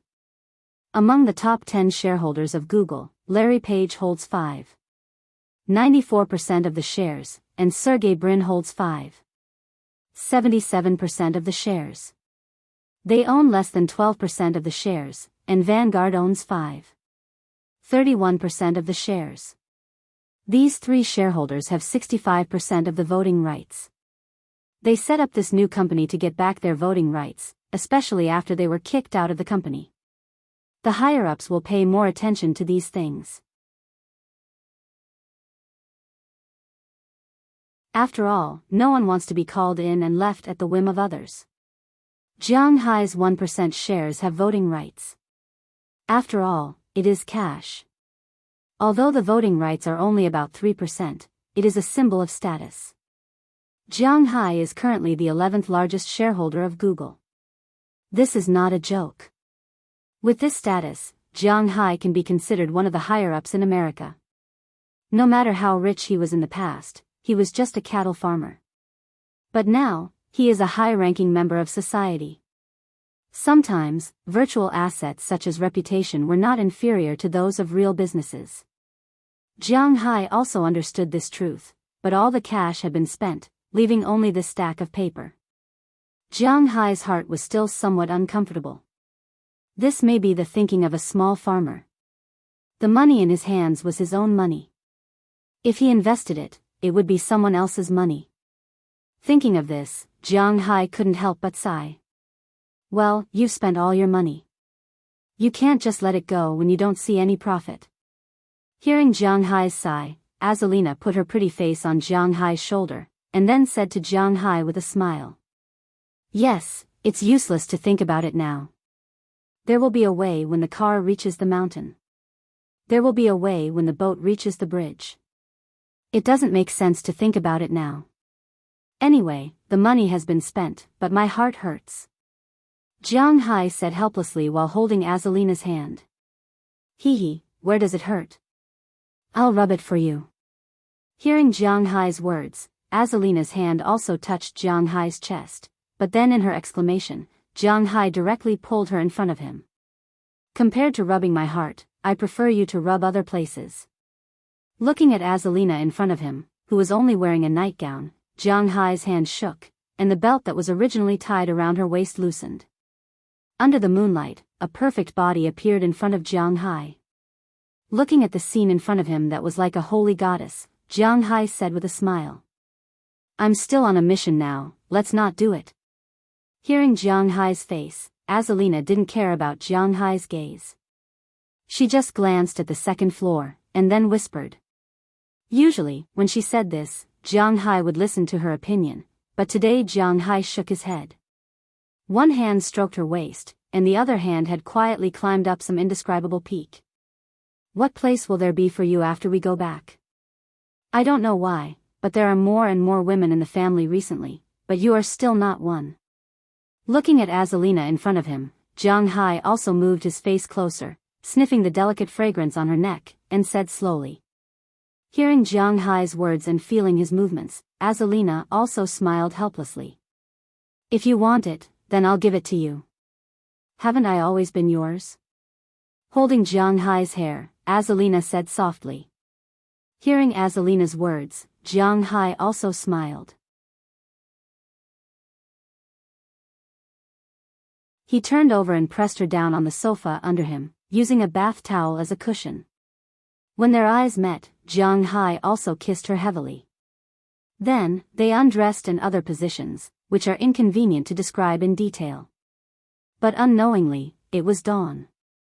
When Jia and Alessera got up and saw the two people sleeping on the sofa on the first floor, they couldn't help but smile. They had long known that this day would come for Azalina and Jianghu. After that, Jianghu and the others stayed in Los Angeles for a while. They had to admit that it was nice to be able to enjoy the scenery of the South in winter. Although to be honest, there wasn't much fun in Los Angeles, it was nice to enjoy the warm sunshine and climate. Jianghu also often went to watch basketball games these days. California was a prosperous place for basketball teams. It was not a big state, but there were actually 4 basketball teams here, the Kings in the capital, Sacramento, the Warriors in San Francisco, and the Lakers and Warriors in Los Angeles. It could be said that there were also quite a lot of basketball fans in California. It might be second only to Cleveland, which had nothing but the NBA. That was where the real fans of basketball were. Jianghu and the others also enjoyed the beach and the scenery here these days. Jianghu even wondered why he didn't choose California when he was choosing his territory. Why did he go to the cold Boston? Jianghu really didn't know about this. Maybe it was because the land price in California was more expensive than the land price in Boston. However, Jianghu was now considered a rich man. Although he spent most of his money, at least the money for living was not a problem. If he wanted to come over in the future, he could come over again. At worst, he could just rent a house. However, not long after this idea came up, Qi Jie gave Jiang Hai a surprise. Just 2 days before Jiang Hai and the others were about to leave, Qi Jie mysteriously left one day. When she came back, she was holding a contract. On the contract it was written that she had bought the villa. Well, in the future, when Jiang Hai and the others were bored, they could come over for vacation. In any case, the money to buy a villa was nothing to this little rich woman. After hiring a renovation company to renovate and remodel the villa, Jiang Hai and the others rushed to book a commercial jet in mid-December and flew directly to Boston. They were preparing to go back for Christmas. Of course, in fact, there weren't many people who celebrated Christmas in Jiang Hai's house. As Alina and the other bodyguards were all from Ulan, and Ulan had inherited Soviet traditions. Christmas was on January 7th every year, not December 25th. Jiang Hai, Qi Jie, and Chia also didn't celebrate Christmas. The only people who celebrated Christmas were his employees, Aphrodite, and the others. Of course, Jiang Hai and the others going back to celebrate Christmas wasn't the main thing. The most important thing was to do the year-end summary. Whether it was a domestic unit or a foreign unit, the year-end summary and year-end bonuses were naturally indispensable. Jiang Hai and the others also received their bonuses on Christmas Eve. This year was naturally the same. Fortunately, Jiang Hai still had a lot of money left, so he didn't have to worry about not having enough to give bonuses to his employees. On December 14th, Jiang Hai and the others took a plane from the warm California to the cold Boston. When they got off the plane, they felt the bone-chilling wind, but this was the environment they were familiar with. Walking out of the airport, Jiang Hai and the others saw Robbins Garcia and Edward Anderson waiting outside in their cars for a long time. When they saw Jiang Hai and the others walk out of the waiting hall, they enthusiastically greeted them.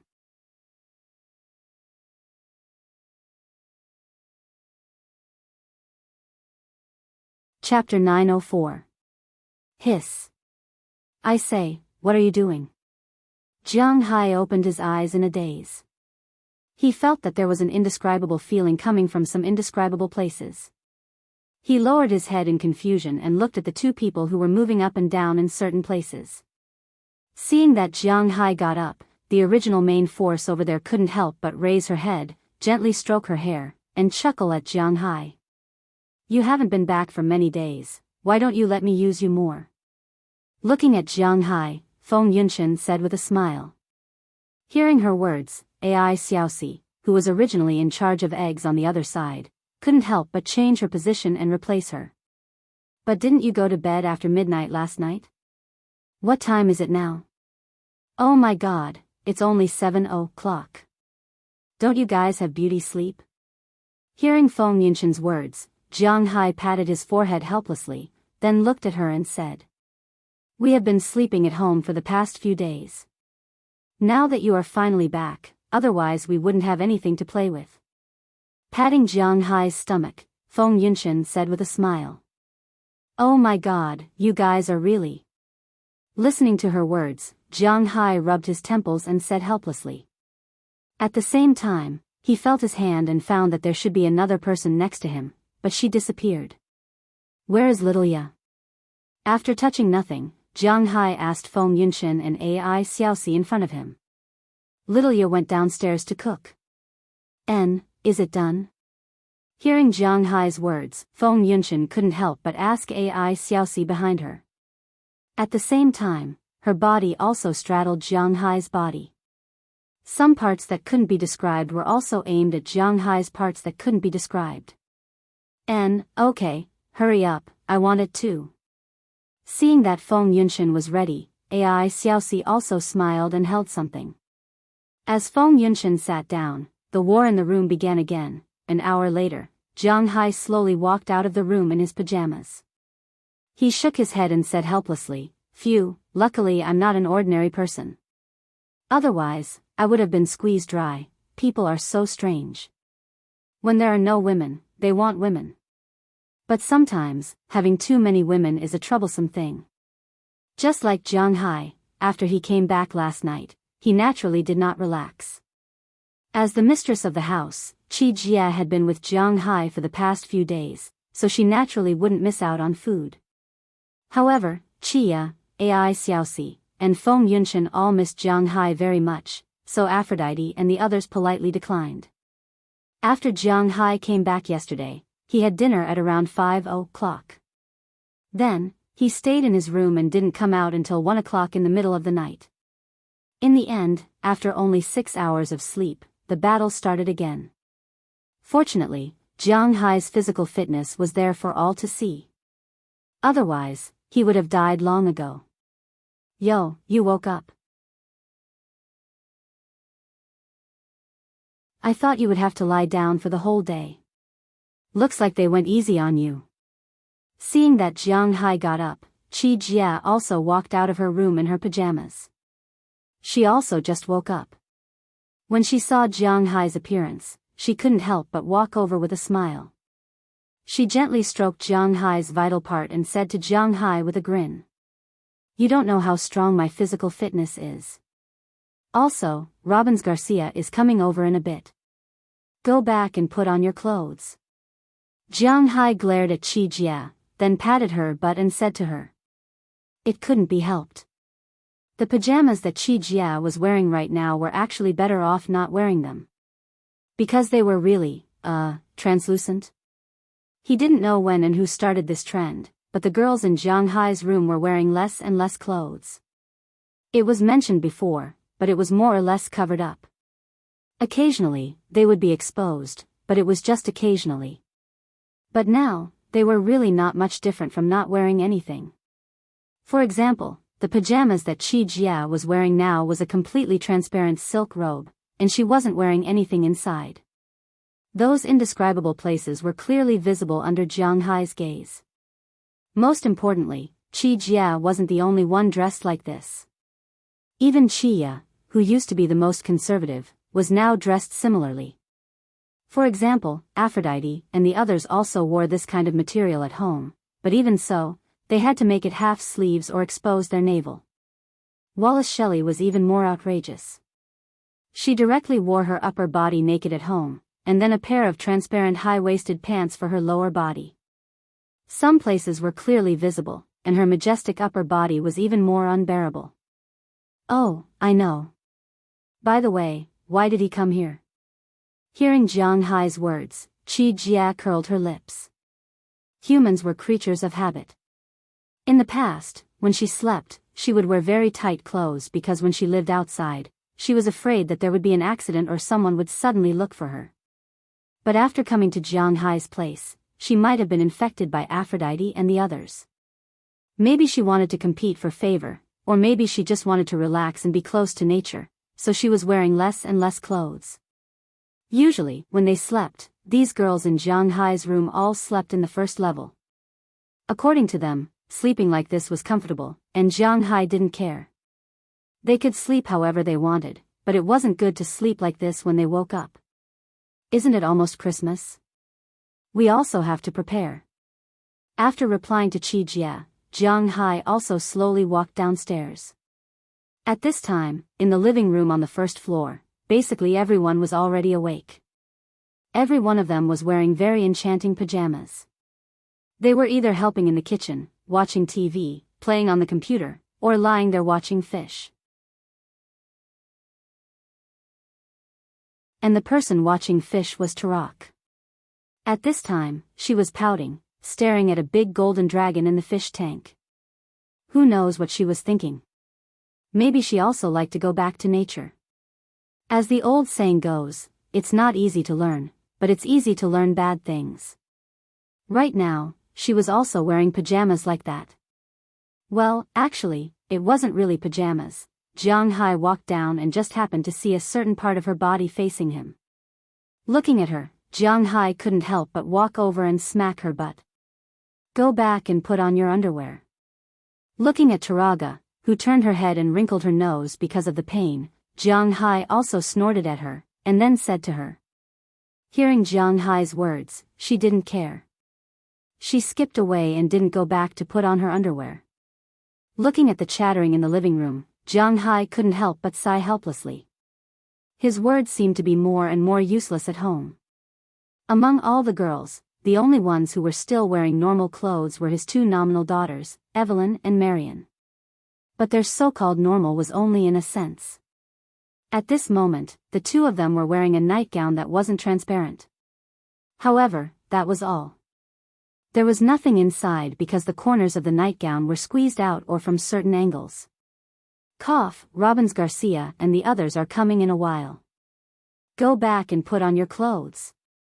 Looking at the completely out of control scene in front of him, Jiang Hai couldn't help but cough lightly and say to them. Hearing Jiang Hai's words, the girls went upstairs reluctantly. They liked to show off, and they were willing to do so. Of course, they only liked to show it to Jiang Hai. As for others, they didn't even think about it. Seeing them go upstairs, Jiang Hai also went to the kitchen. At this time, in the kitchen, he had basically confirmed the people who would help here. Chia was naturally the head chef. In addition to her, there were also Aphrodite and Janice in charge of assisting. At the same time, there was also Jelena Waskia. Although this girl was usually cold, she was very interested in cooking. Seeing Jiang Hai come in, the girls glanced at him and then no longer cared about him. They were busy with their own work. You're up. I thought you would sleep for a while. Breakfast is almost ready. Seeing Jiang Hai walk over, Chia also smiled at Jiang Hai and said. Hearing Chia's words, Jiang Hai also smiled and walked behind her. From behind, he put his arms around her and put his chin on her shoulder. Looking at her making oatmeal, he gently sniffed the smell of her hair. To be honest, among these girls, Jiang Hai liked Chia and Ai Xiaoxi the most. Okay, don't worry. After you finish cooking, go upstairs and change your clothes. Robbins Garcia and the others will be here soon. After sniffing her hair, Jiang Hai said to Chia with a smile. Hearing Jiang Hai's words, Chia also blinked to show that she understood and sped up her speed. Not long after, breakfast was ready. After Chia and the others also changed their clothes, Jiang Hai and the others gathered around to eat. Of course, Little Yellow, Xiaobai, Dai Teeth, and Chirp had their own food. At about 9 o'clock, Jiang Hai and the others finished their breakfast. Not long after, Robbins Garcia came to Jiang Hai's villa with a cold wind. Seeing him, Jiang Hai directly let him in. Boss, it's still warm inside. As soon as he walked in and saw Jiang Hai, Robbins Garcia said with a grin. Recently, his life has really been getting better and better. Sometimes, he thought that when Jiang Hai first came, he was a complete layman. At first, he was afraid that Jiang Hai would change this place into a holiday village or something like that. He even chatted with Jiang Hai and treated Jiang Hai to steak, hoping that Jiang Hai could raise his own cattle. Unknowingly, 3 years had passed just like that.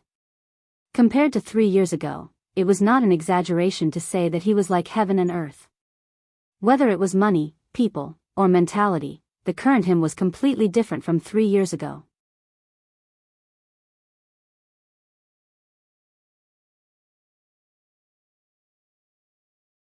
Chapter 905. Greeting cards, colored lights, decorations, candy, dried fruit, toys. Phew, it wasn't so troublesome for Christmas a few years ago. Jiang Hai sat in the co-pilot seat of Robbins Garcia's F-750 and said with a frown. To be honest, he really didn't expect to buy so many things. He remembered that Christmas was just a Merry Christmas and a Christmas tree. That was a few years ago. There were only a few of us. By the way, boss, have you prepared the gifts for the ladies? Robbins Garcia couldn't help but laugh when he heard Jiang Hai's words.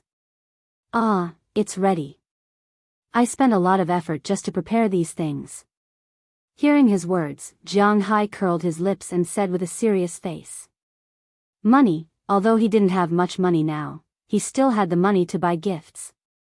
Moreover, these girls around him didn't want expensive bags, expensive watches and the like. They didn't lack these things themselves.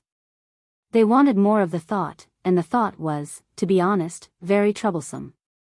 I really missed 2 years ago, when it was just a few of us men going to the forest to cut a piece of wood and bring it back as a Christmas tree, then we hunted a wild turkey for Christmas. Unlike now, we have to prepare so many things. Ah, my head hurts. Rubbing his temples, Jianghu said helplessly. He was used to being lazy.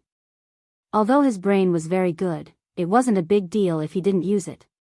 It was like a top-notch computer that had been left there to collect dust for 3 years. He didn't even know if it could be turned on again. He didn't know about other things, but the brain was better the more he used it. Huh, this is troublesome. Boss, it will be more troublesome when you have children. At this time, Philemon Turner, who was sitting in the back, also said with a smile.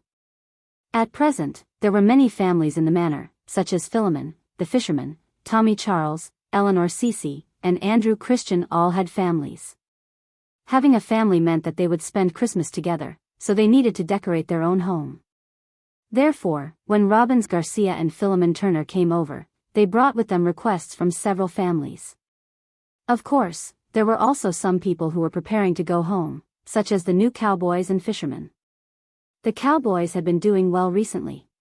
Because it was winter, there was snow everywhere, so what they had to do every day was to let the cows out for a short while, mainly to disperse the smell of the cowshed. After that, they would drive the cows back and continue to feed the grass. The fishermen, on the other hand, were catching large amounts of fish in preparation for their 11-day holiday. Jianghu's holiday would begin on December 25th, which was the exact date of Christmas, and would last until January 4th. However, just like last year and the year before, it was estimated that most of the people would not be able to rest for that long. The only ones who would be able to rest for a long time were Dulles Gerard and Connor Murphy, both of whom were extremely happy after making some achievements this year. This new year, they could also have a good new year. They wouldn't be as worried as they had been in the past.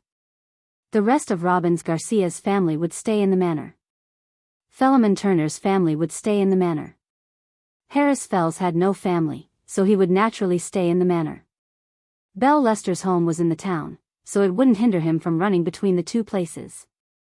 Although Burke Dollar usually did not speak, he only had one daughter, Penelope Dollar. She might come to visit him this year, but he would also stay in the manor.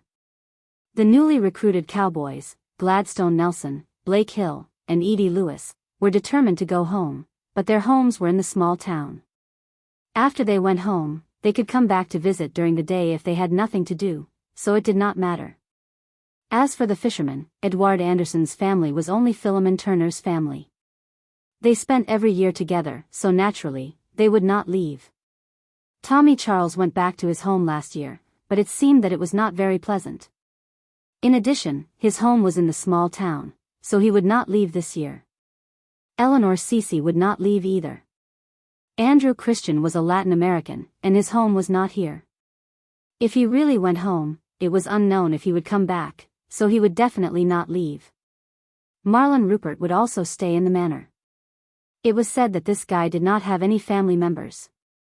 The other rookies, Bill Zephaniah, Bennett Rodney, Bauer Rahman, and Carlisle Cotton, would all go home. As Jianghu's nominal bodyguard, Knerson Peters had no place to go, so naturally, he would also stay here and spend Christmas with his good brother, Harriman Fells. Therefore, in Jianghu's manor, many people would stay here for Christmas and New Year. Soon, Robbins Garcia drove the car and stopped in front of a shop. Jianghu looked up. It was not a shop in the town center that he was familiar with, but a shop in the outskirts of the town called Annie's Candy and Toy Shop. Seeing this shop, Jianghu frowned. He had never been to this shop before. "Well, are you here to buy candy?" Looking at the shop in front of him, Jianghu asked with some doubts. Hearing Jianghu's words, Robbins Garcia's face turned a little red, but Jianghu did not notice it. Robbins didn't come to this shop just to buy candy. Looking at Robbins Garcia's embarrassed look, Philemon Turner couldn't help saying with a smile. However, the moment he finished his words, Robbins Garcia glared at him. The shop in the town center is too expensive. The things in this shop are cheaper than the ones in town. Hearing his words, Jianghai's expression became even more strange. Expensive? Jianghai gave Robbins Garcia a weekly salary of $2,500 a week, which was $130,000 a year. In addition to the share that Jianghai promised, it was 2,000. This year, Jianghai sold a total of 16,000 cows, with an average selling price of $160,000 a head, a total of $2.56 billion. They could get 2,000, a total of $5.12 million. Because the newcomers had only been here for 3 months, they did not participate in the dividend this time. It was just a formality. Jianghai would take $50,000 each, and Robbins Garcia, Burke Stroessler, Philemon Turner, Harriman Fells, and Bell Lester would split $5.12 million, a bonus of more than $1 million each. Now, he told Jianghai to buy candy cheap. Perhaps he also saw the meaning in Jianghai's eyes, so Robbins Garcia pretended not to see and got out of the car. Then, Jianghai and Philemon Turner also got out of the car, and the three of them walked into the shop in front of them one by one. As soon as they walked in, Jianghai felt like he had entered a kindergarten. This shop called Annie's Candy and Toy Shop was not small, about 200 square meters in size. Other than some cabinets for candy and toys, there was a large circle around it, which was actually a children's playground. Jianghai had seen Yao Yao many times in China before, and there were also ocean balls and slides that Jianghai had played when he was young. There was everything here. Many children played here, ranging from 5 to 6 years old to 2 or 3 years old. There were even many Wuxia children playing here, and many of their parents were accompanying them. Of course, almost everyone had something in their hands, whether it was food or toys. These things were actually very suitable for parents. It was not good for children to eat snacks, but which child did not eat snacks?